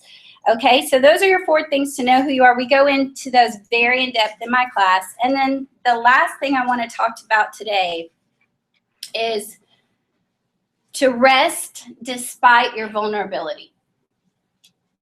Okay, so we've talked about your story. Start with your story, then positivity. You've got to practice your positivity. Then you gain momentum with your integrity. And then lastly, you rest despite your vulnerability. And your vulnerability is going to come because you're out of your comfort zone. So I just really believe there are too many copycats in this world. everybody's trying to do it like, you know, there's a temptation, I think, in network marketing of this person made it to the top level, and so because they did, I have to do it exactly like them. And what happens is you're looking for this formula for success that has nothing to do with you. And the other thing that happens is you don't become vulnerable to really get out of your comfort zone to do it the way that you do it. Like every time I cry, it makes me vulnerable. So I just need to rest in that, right? But so rest in whatever it is that you're weak in. And just know that that is really like, you don't have to do the work, that there is someone else, your Father God in heaven, that's going to come alongside you and do the work part of it for you when you're doing everything else. He's going to take care of your weakness. In order to feel better about being vulnerable, you have to have a script at the beginning. There are 4 stages of growth, and at first you're going to be unconsciously incompetent. You don't know what you don't know. Then you're going to be consciously incompetent. You start going to classes like this and other classes, and you realize, oh gosh, I should be doing better at that. But now at least I know that I don't know it, so I can start to work on it. Then you become consciously competent. And what that means is that when you pick up the phone to call someone that day, it just feels, that phone feels so heavy, and you're very conscious about doing that work, but you're becoming more and more competent because you've got the script down and you're doing it every day. And then eventually you're going to get to the phase where you're doing it so well because you've done it so many times, like me with being a mom now. I'm like really good at it. I got those 10,000 hours of mastery, that you're becoming unconsciously competent. So allow yourself to be in those various stages of growth. Like really allow yourself to take the time to learn. And if you are not willing to learn, no one can help you. If you are determined to learn, no one can stop you. Zig Ziglar. Can you repeat that? Yeah. If you are not willing to learn, no one can help you. If you're willing to learn, no one can stop you. So there's 2 ways, the how-tos that I just really want to end on, that I want you to have, that are going to set Phil up for the pitch. So there's 2 things you need to have in your arsenal. And the first one is called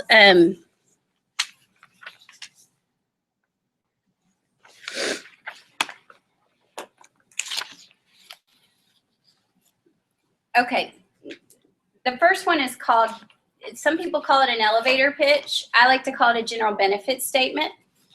What that is it's going to share with people what you do to help them. And hopefully you guys will get a little bit of time to work on this, but you want to answer, or you want to state this question. I help others by, and then you say how you help them so that they can. So mine is, I help others know who they are and know what they offer so that they can focus on their most profit-building activities and make their business a success. So just come up with some kind of phrase like that that you really believe. And that way, like if you're at the park with a friend and another mom and you're sharing the plexus story, you can say that right there. Like when the time arises, it's not uncomfortable. It's like, oh, really? Well, you know what? I help others do that. That's what, I do. It just kind of comes up naturally, and then you can express what it is. So you need to practice it so many times that you get unconsciously competent at it. And then the other thing is that you need to get used to using the words your benefits, your values, and your advantages. So when someone says the price is too high, or plexus is too much each month, or I don't want to go on auto ship, that's mine. Do not put me on auto ship. No. Okay, well, Jen, she better get sharp on this. Well, Jill, the benefit to you is that if you go on auto ship, you're never going to run out, and you're always, you you got some weight to lose, girlfriend. You're going to just keep going with it. You're not going to skip a day in the middle. That's right. Right? Okay. So see, that's an example of the benefit to you is because you can have everything in life you want if you just help enough other people get what they want.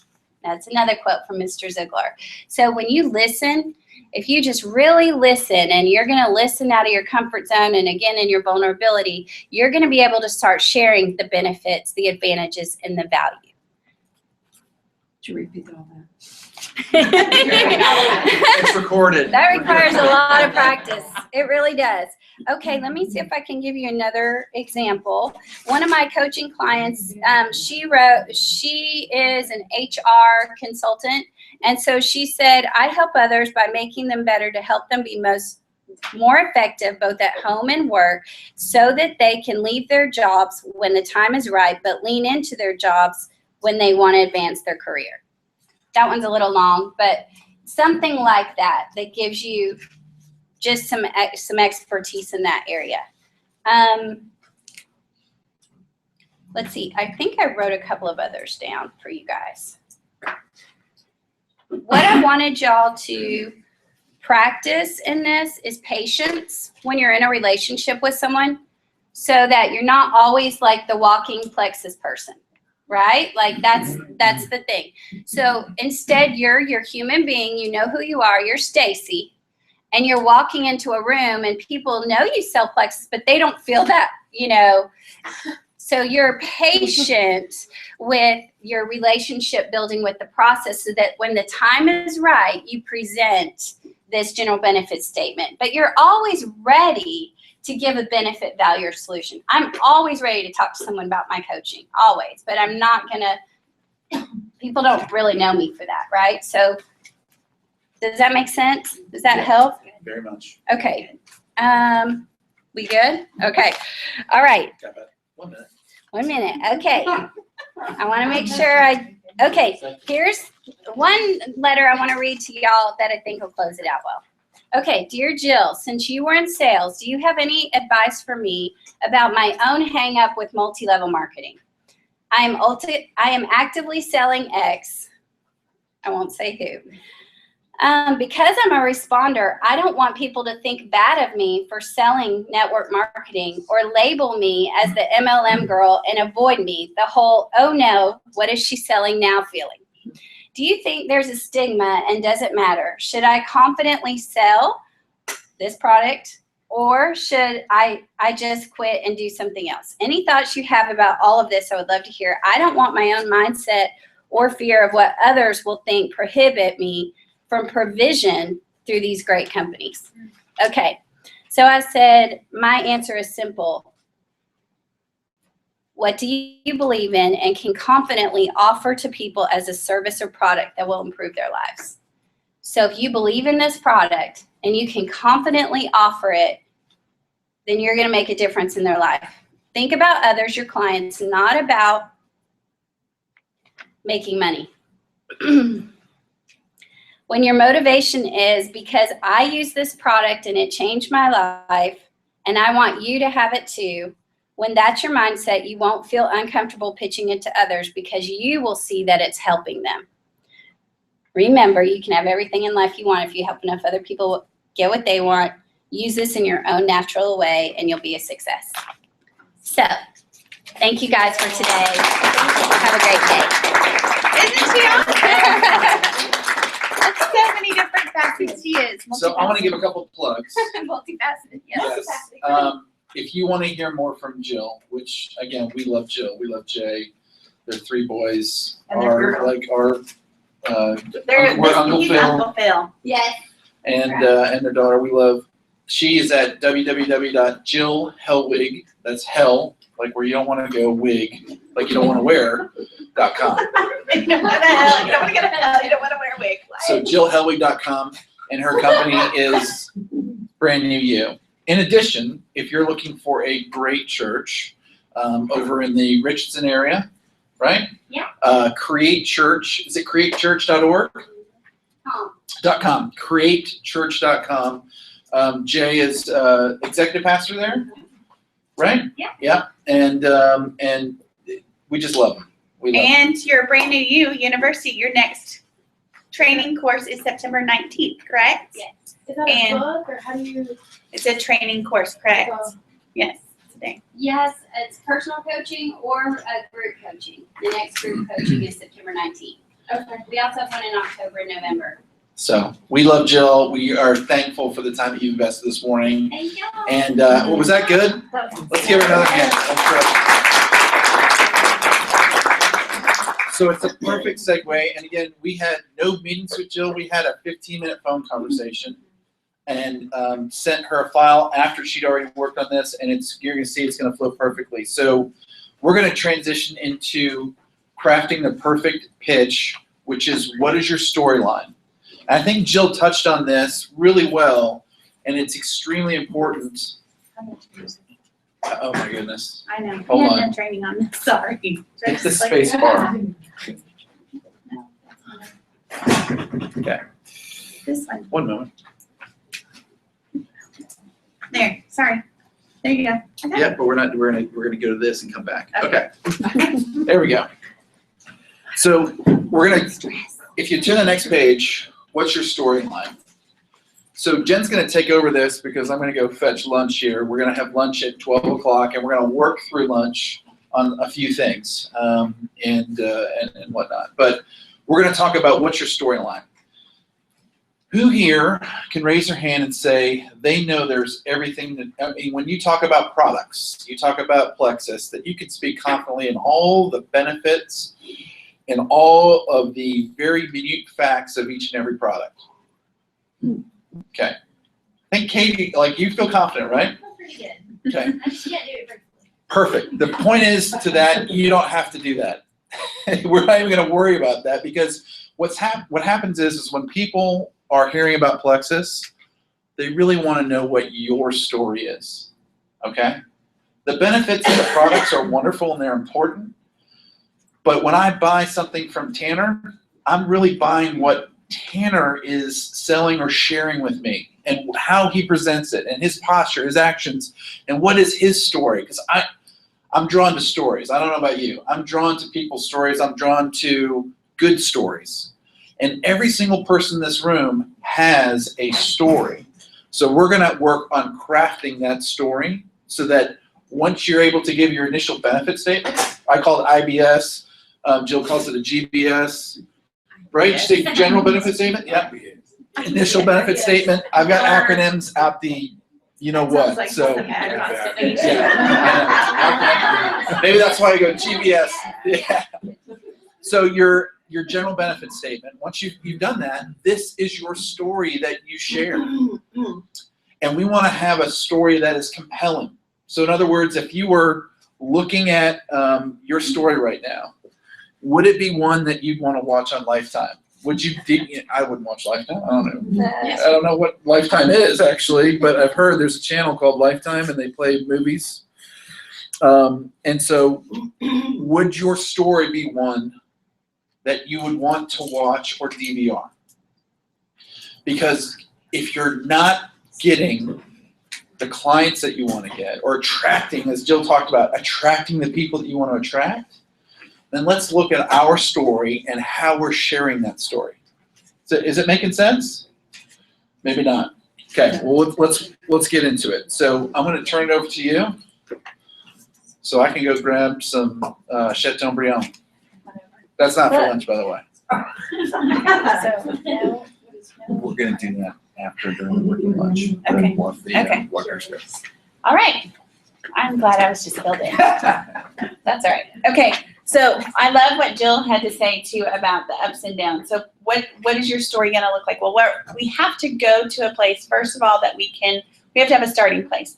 So for most of us, it was either being exposed to some annoying person on Facebook that was posting over and over and over again. It might have been that someone struck up a conversation with you. It might have been a phone call. It might have been somebody handing you a sample and you didn't want to try it. But at some point, you were exposed to Plexus, right? So that's going to be our middle marker of our story. We have to share that component because why else are we sharing our story? But there was, before you had Plexus, there was something going on that drew you into Plexus in the first place. So maybe if you're taking notes, jot down a couple of those things that were bothersome to you. You know, you guys have heard my story that I struggled with my weight all my life. Phil also had struggled with his weight.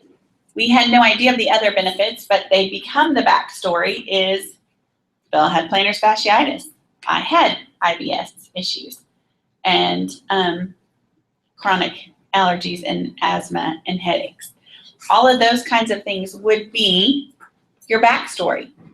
If you're sharing the business opportunity, then the business opportunity in the day that you signed up or the day you made that decision. Bye, girl. Love you and happy anniversary. Thank you. Your backstory for your business story might be that you're broke as a joke, that you guys have heard me of late, because I didn't share this at the beginning because I was such a vulnerable place, but of those days of going and digging in my kids' piggy banks in our big 4,000 square foot house for money for groceries. But if you can get to that place, and just like Jill said, the place to be vulnerable is in your story. The place to say, Shannon Patterson, who a lot of us know in this room, she talks about being in her closet and that her fat pants didn't fit anymore, that they were too tight. And what that feels like, that was her moment. And if we can do like we did with our vision questing, with our vision and our journaling, that we are detail oriented so that we can make people feel like they were there. I love Erica can tell you like the moment that she saw me come in. It's so ridiculously cheesy, but she goes through this whole thing and has told it several times of when she saw me come in after we hadn't seen each other in several months and we had tried the pink drink, and it was just like, she can tell that story with so much detail, and it's much more powerful than, oh yeah, I ran into Jen. She looked pretty good after not seeing her for a couple months. Like she tells it and I'm like, who is that girl? That's not this girl up here. So be detail oriented when you're sharing. As detailed as you can. Again, I'm going to remind you though, like what Phil said from the very beginning, is when we're telling our story, this is not the time to be detailed about Plexus products and that you can sign up. There's 3 different ways to buy this. If you buy preferred, it's going to be $89.95. You don't want all the details there because what's going to happen is you're going to lose people.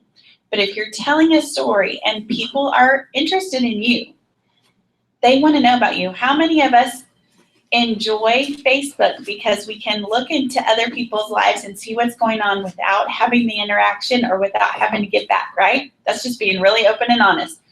We enjoy that. So people want to hear from you and they want to hear your story.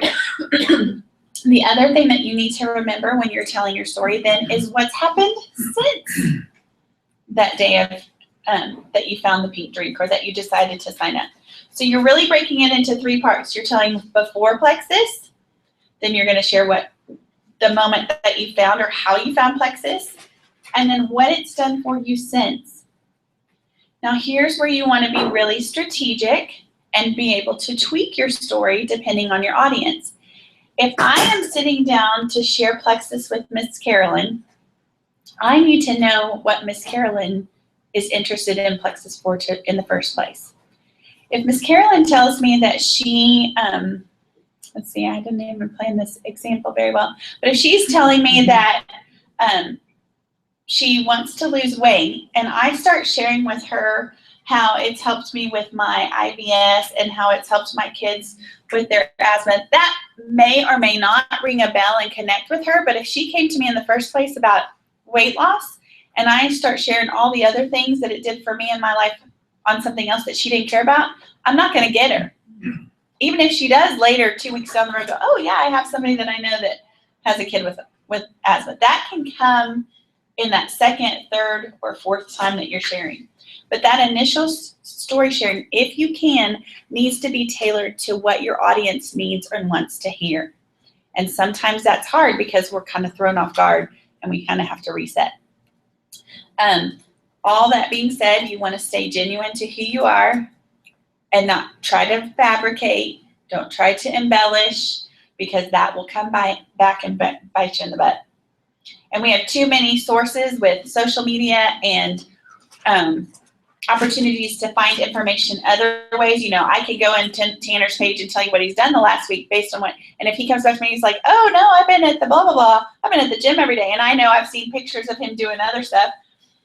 That's going to lose credibility with him. So you want to make sure that your story is genuine and that your story remains true to who you are and genuine across your posting. And this is kind of jumping across the board, but Phil's not here to reprimand me, so I'm going to do it.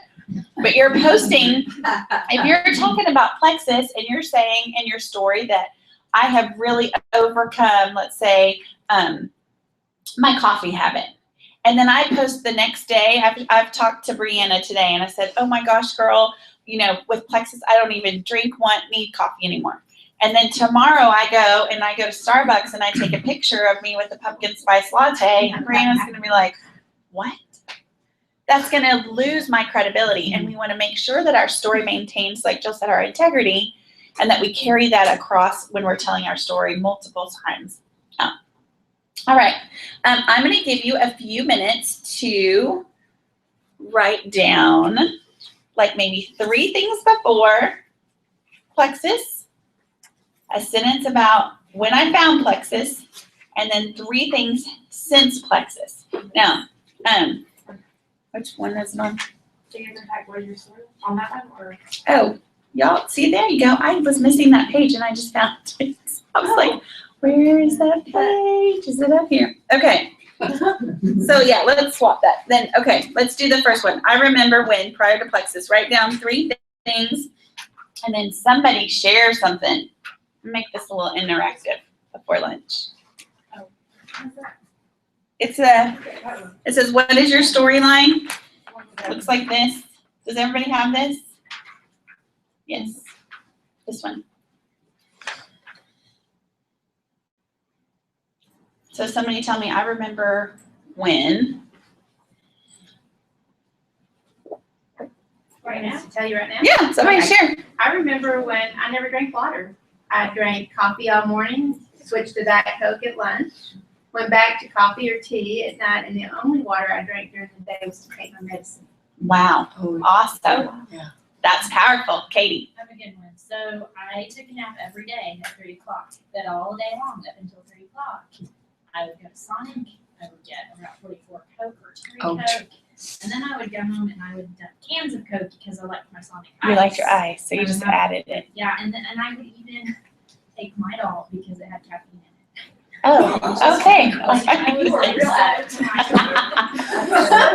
I was so Wow. It was the only way I could function and get through my day without falling asleep before 3 o'clock. It was bad. Holy cow. Yeah. Amazing. I know Stacey has a good one. Yeah. Oh, I drank Diet Coke all day long. I started my day of Diet Coke. I drank it all day long. I ended my day of Diet Coke. And if I didn't have cold Diet Coke for the next morning, I would send my husband to the store that night. So I won't be able to get up. Can you go to the store? Because I need a Diet Coke. Awesome. Awesome. Melissa. Oh, well, I think that I've had a lot of my symptoms, exhaustion, and I've recently diagnosed with hypothyroidism. I think I've had that for more than 20 years. I've been always just tired and a little irritable. But more recently, I mean, all the years that I taught, I'd be so tired after work, I would just most days come home and just crash. But when I had Ian and I got to stay home, I took advantage of napping. 95% of the time Ian napped. I put on pajamas, I got in my bed. Wow. 2 to 3 hours every day I was sleeping. Oh my Middle of the Wow. day. And I've been doing that for more than 3 years. Wow. And when I started on the Slim, I probably in a month have taken 3 naps, and it was more out of like emotional issues and Sure. boredom than actual fatigue. Right. But yeah, I haven't needed those naps. Incredible. Very powerful. Erica, what are you going to share? Me, Yes. never wanted to be in a picture. Oh, wow. We all know that. It's a shock. No. Never ever, I hated it. And like, when you look at my time hop, like the last 2 years, oh yeah, still taking up whatever. But like 5 years ago, All these kids. status updates, no pictures. Powerful. So 5 of you in this room just shared, and all of them, did they not resonate? in some way, some form or fashion, either they resonate with you or they provide a little bit of, honestly, shock value, right? Yes, Melissa. And I was also right before starting Triplex on doctor prescribed 15 supplements and a prescription antifungal. Wow. And I wasn't getting the results. You weren't getting any of that. Triplex. Amazing. Amazing. So see, right there, 1 sentence, 2 sentences, create, you draw people in, right, with that kind of information. So then let's move to the next thing, the moment of truth. And the moment of truth for all of us, you know, is, like I said, Shannon uses that example, and I know she'd be okay with me saying that. For me, you know, at some point you have to stop lying to yourself.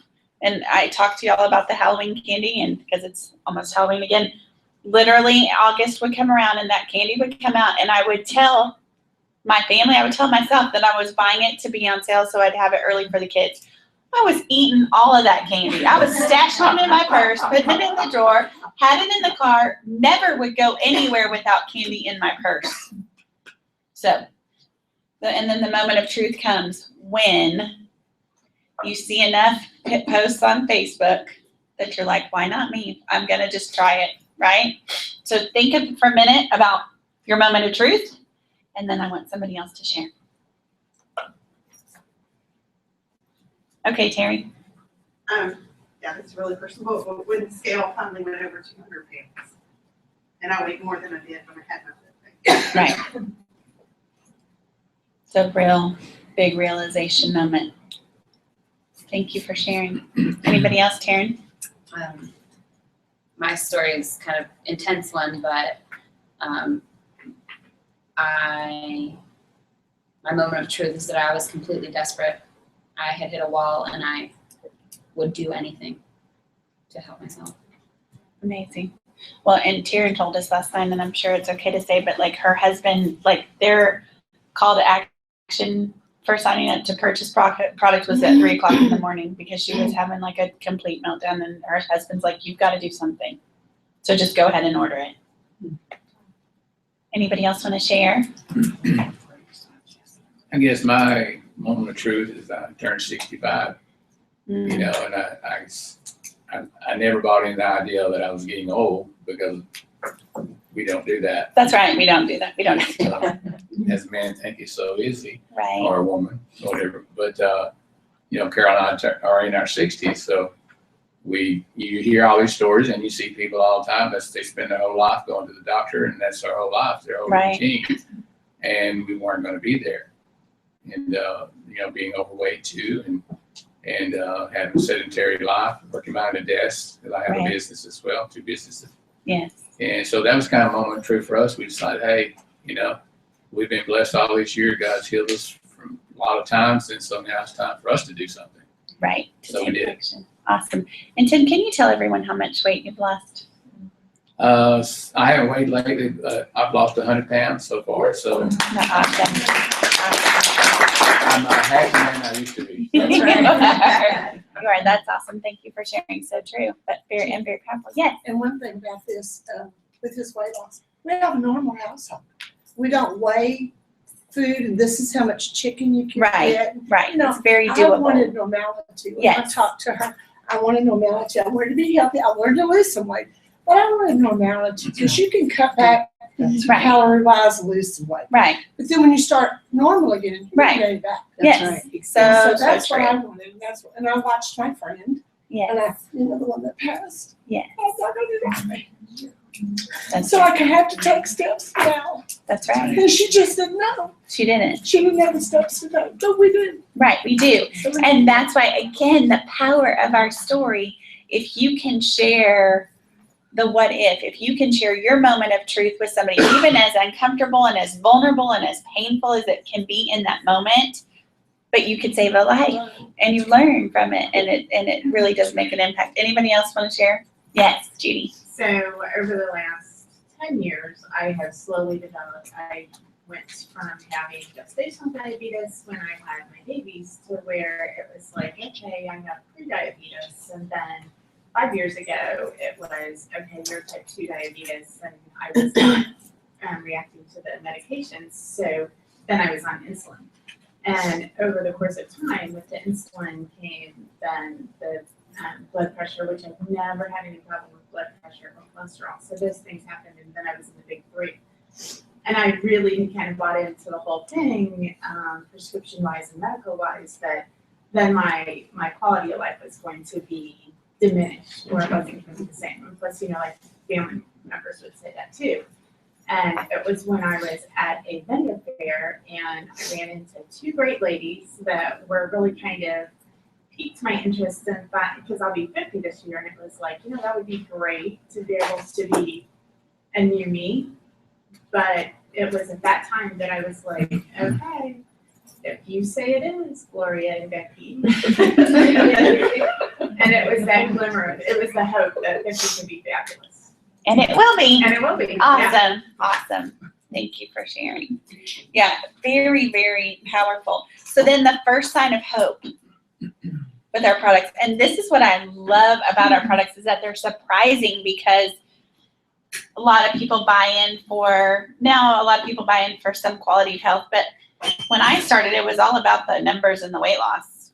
And so when you join something thinking and expecting one thing, and then you get like bonus good things come out of it, without, like Carolyn said, without changing your life drastically to make it really feel like it's going to be more short-term than a long-term change, true lifestyle change, that's when it gets really fun and exciting.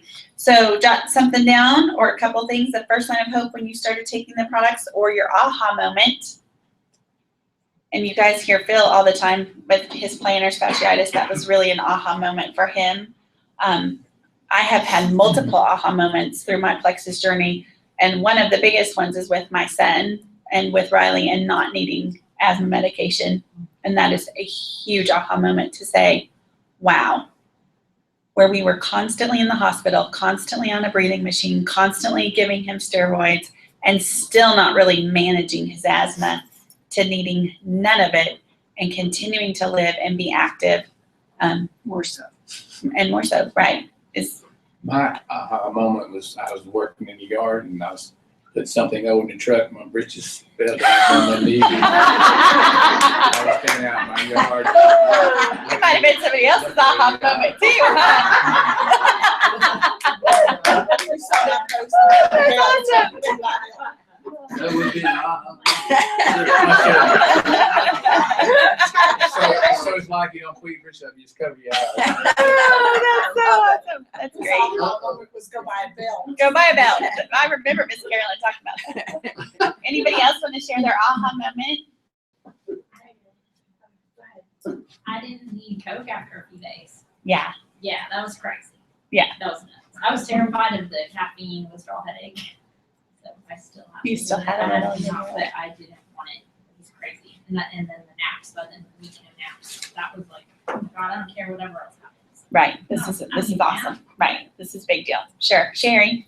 I contacted Jen because I saw a little bit of the business side of it, and just a little bit of background. I had a adrenal stress test done to see where my cortisol levels were sitting. So I had a high resting heart rate of 96 to 100, like just resting. And so I had to learn a little bit more about Candida at that time, and that was a year before I had Corey. And then I saw someone post about, another friend, not Jen, post about Candida and plexus and the correlation, and I was like, texted Jen, I want to know about this plexus, and mostly because I saw the business side to that, because if I had issues with Candida and adrenal fatigue and things like that, and I was always kind of a thin girl, I knew that other people were dealing with the same thing.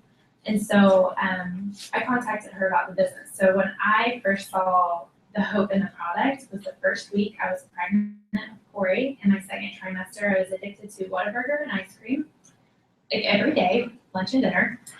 And the first week, my inflammation was completely decreased. All I wanted was water and vegetables and salads. And I was like, what is this pregnancy? What is this weird? I thought I was supposed to crave. So I can actually put the two pictures next to each other. And I didn't post it for months because I was afraid people were going to think that I lost weight during my pregnancy. But I actually gained 2 pounds.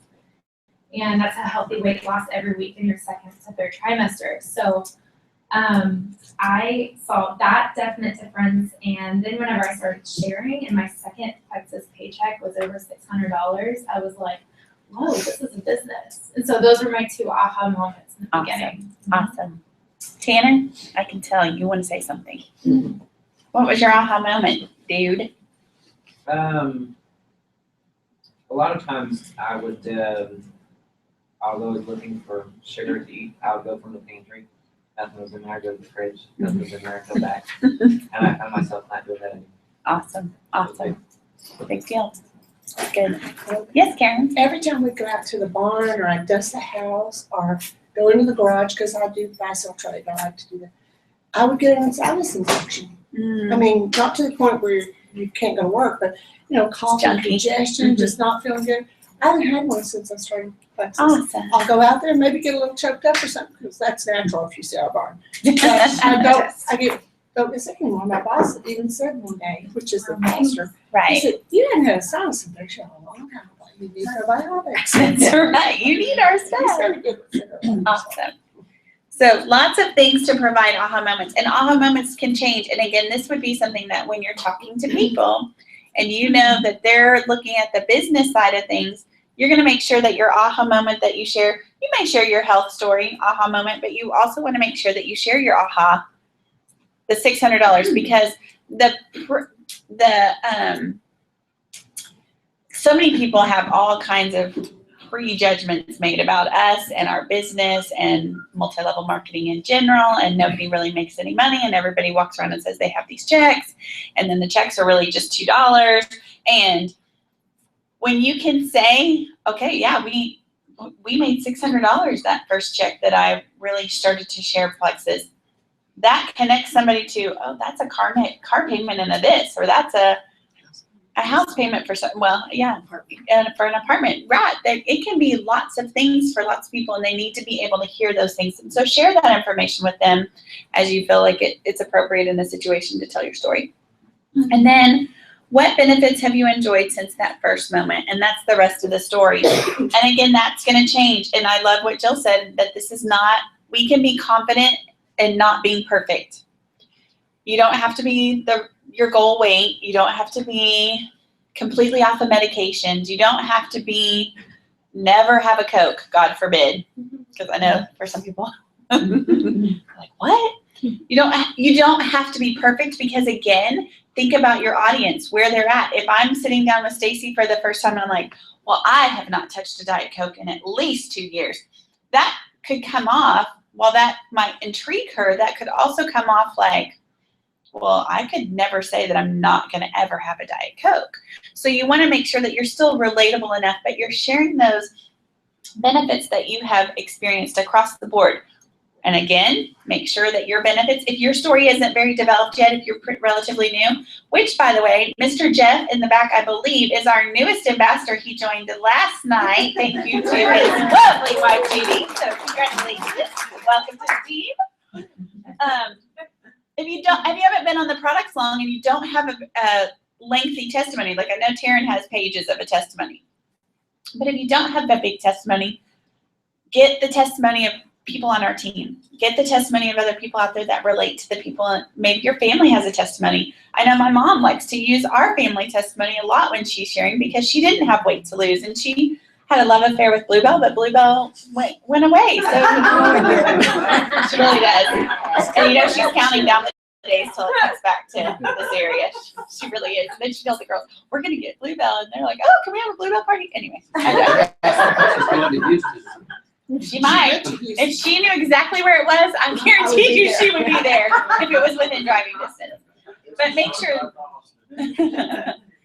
So somebody yell out some benefits you've enjoyed since you've been on Plexus. Off medication, yes. Lori has an awesome story with that. Off of medication. Less headaches. Sleep better. Better sleep, yes. Especially since I started the probiotic at night. I used to take it in the morning. I can't believe the difference. Good, awesome. Really Mega X also is awesome for that. It's also good for some other things that I'm not going to mention. Erica, would you like to? No, I'm just kidding. It does increase libido. Just FYI. So if you need that, maybe you want to try the Mega X. What's that? Mega X. Mega X. No, I'm talking. Anyway. Mega X.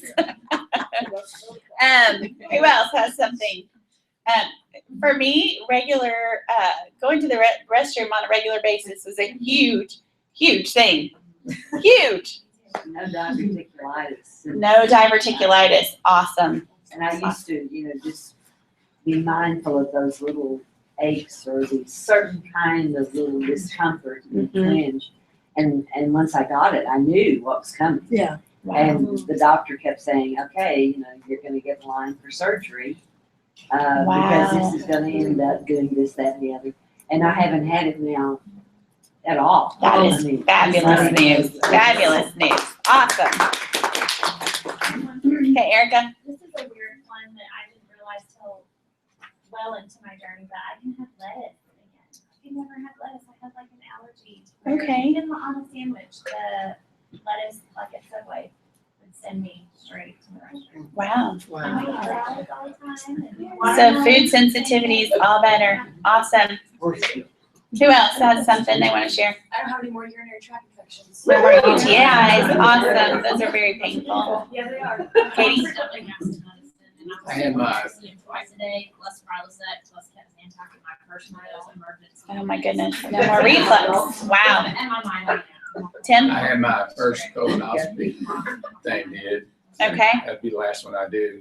But, Not a pleasant experience. No. and being 65, and that's the first one I ever had. And when the doctors come back, he asked Carol, I said, how old is Tim? He said, she's 65. He said, he's got the cleanest colon anybody I've ever seen. Wow. And that's due to the probiotic and the BioCleanse. Yes. And I just want a side note, because I know most of y'all in this room are proponents of the triplex, but there are occasionally people that will go, I'm just going to use the probiotic and I'm not going to use the BioCleanse. Please, please, please use them both together. And Slim, even when we're sharing with other people, if you are using Slim alone, the chromium is awesome for so many things, but if you're not cleaning your gut with what that can store up, and that can tax your liver, and your liver enzymes can be elevated. And so really to stay in perfect balance, the triplex is really the best course of treatment or supplementation. All right, y'all, so you guys have lots of good stuff to craft your story, right? And then what is your why today? And this is the reason for sharing your story right in that moment. So you might have several whys, right? You might, when I share with somebody about our why, my why for the business side of things is I had no idea when I started. I thought we were just getting in this just to pay for product. And now it is like changed the course of our family's financial picture. And so when I share because I want to see other people find the same kind of freedom that we have found financially with Plexus. If I'm meeting with somebody who has lots of health issues, then I'm going to share my whys because we have not had to utilize our insurance through Phil's company because nobody's ever sick. And so that's my goal. My why is to keep my family healthy and as whole and in optimal health as possible. And with our products, we see that happen. Somebody else share their why. Stay around for my boys. Stay around for your boys. Important. I stayed home for several years. I had the luxury of being able to stay home with my boys when they were little. And then now that I'm working and somebody else can tell me how many vacation days I can take. And I mean, he's been at his job long enough that he's got over 4 weeks of vacation. And we're here and my family's in Illinois. And it's like, yeah, 2 weeks is not enough for me to have. Sure. So that's what I'm working towards. So your why is the freedom to go and do what you want to do when you want to do it. Powerful. Ruby, what is your why? I just put Helping others. Yeah. And it can be, when you find the freedom, like you have, I remember Elizabeth Brown is also on our team and she may be watching. If you are, hello, Elizabeth. But she was like Melissa in that she would say, she would go, get up, take her kids to school, go home, get back in bed, do a load of laundry before it was time to go, pick up the kids, get the Sonic drink, stay up with them for about an hour to do homework, would go back to bed for 2 hours before she would get up, feed them some sort of dinner, and then go back to bed early when they went to bed. That was her life. And when you hear things like that and you see people get to change, and we don't have an idea, guys, right? Most of the time we don't know how people are living, that people are doing things like that. We may see them at work, we might see them only on the baseball field or whatever your connection is to them, but you don't know what the rest of their day looks like. When you realize that you have the gift, we have the tools that could be life-changing for someone like that to actually get their life back, that's a powerful force to drive you. That's a really good why. Anybody else have a why they want to share? Mom? I get to travel. To get to travel. Awesome. Yes. Cherry? Part of my why is being able to help others financially, because we've been helped in so many different ways from friends and family, and I told you this, financially. And even though I can't give people money like we've been given money, I think my biggest goal was to make sure I understood the business inside and out so I could teach someone else how to do it too. So awesome. That's awesome. Erica? I feel like we've changed the course the course of all three of my kids' lives. Like, you go to a restaurant now, it's water. They don't, I mean, I have one, my son is still like, come on, mommy, you know, because he's older and his hands are harder. But yeah, I don't break, because I'm like, I'm not gonna buy you cancer. I'm not gonna do it. That's so funny. I mean, that's just what we Yeah. call it.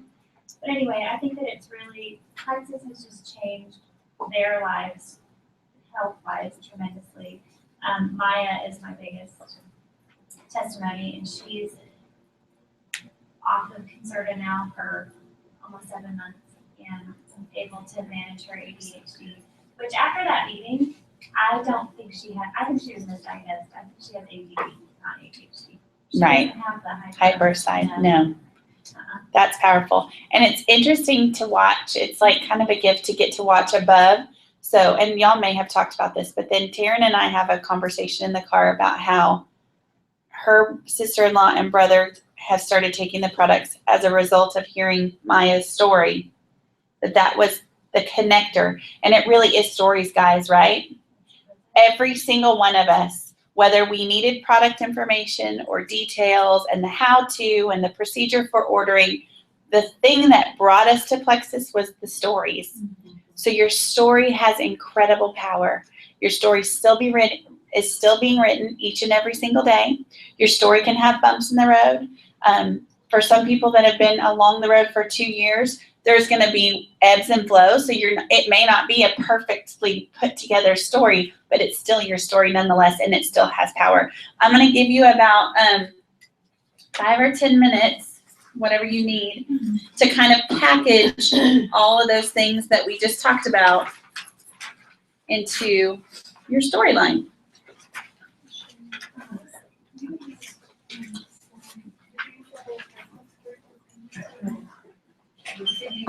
And I will say you do need to do this because you're going to use it later.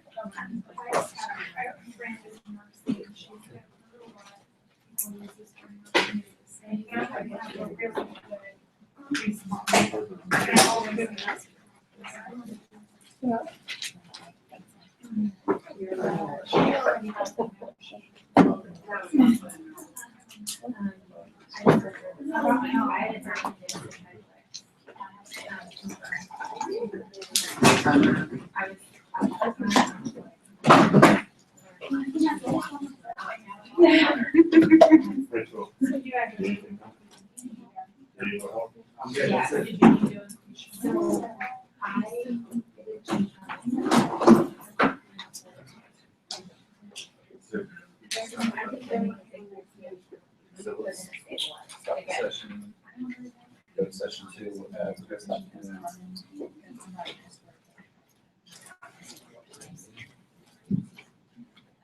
Okay, at this point, we're going to stop the session, so we will be back in about an hour. Did you say, Phil?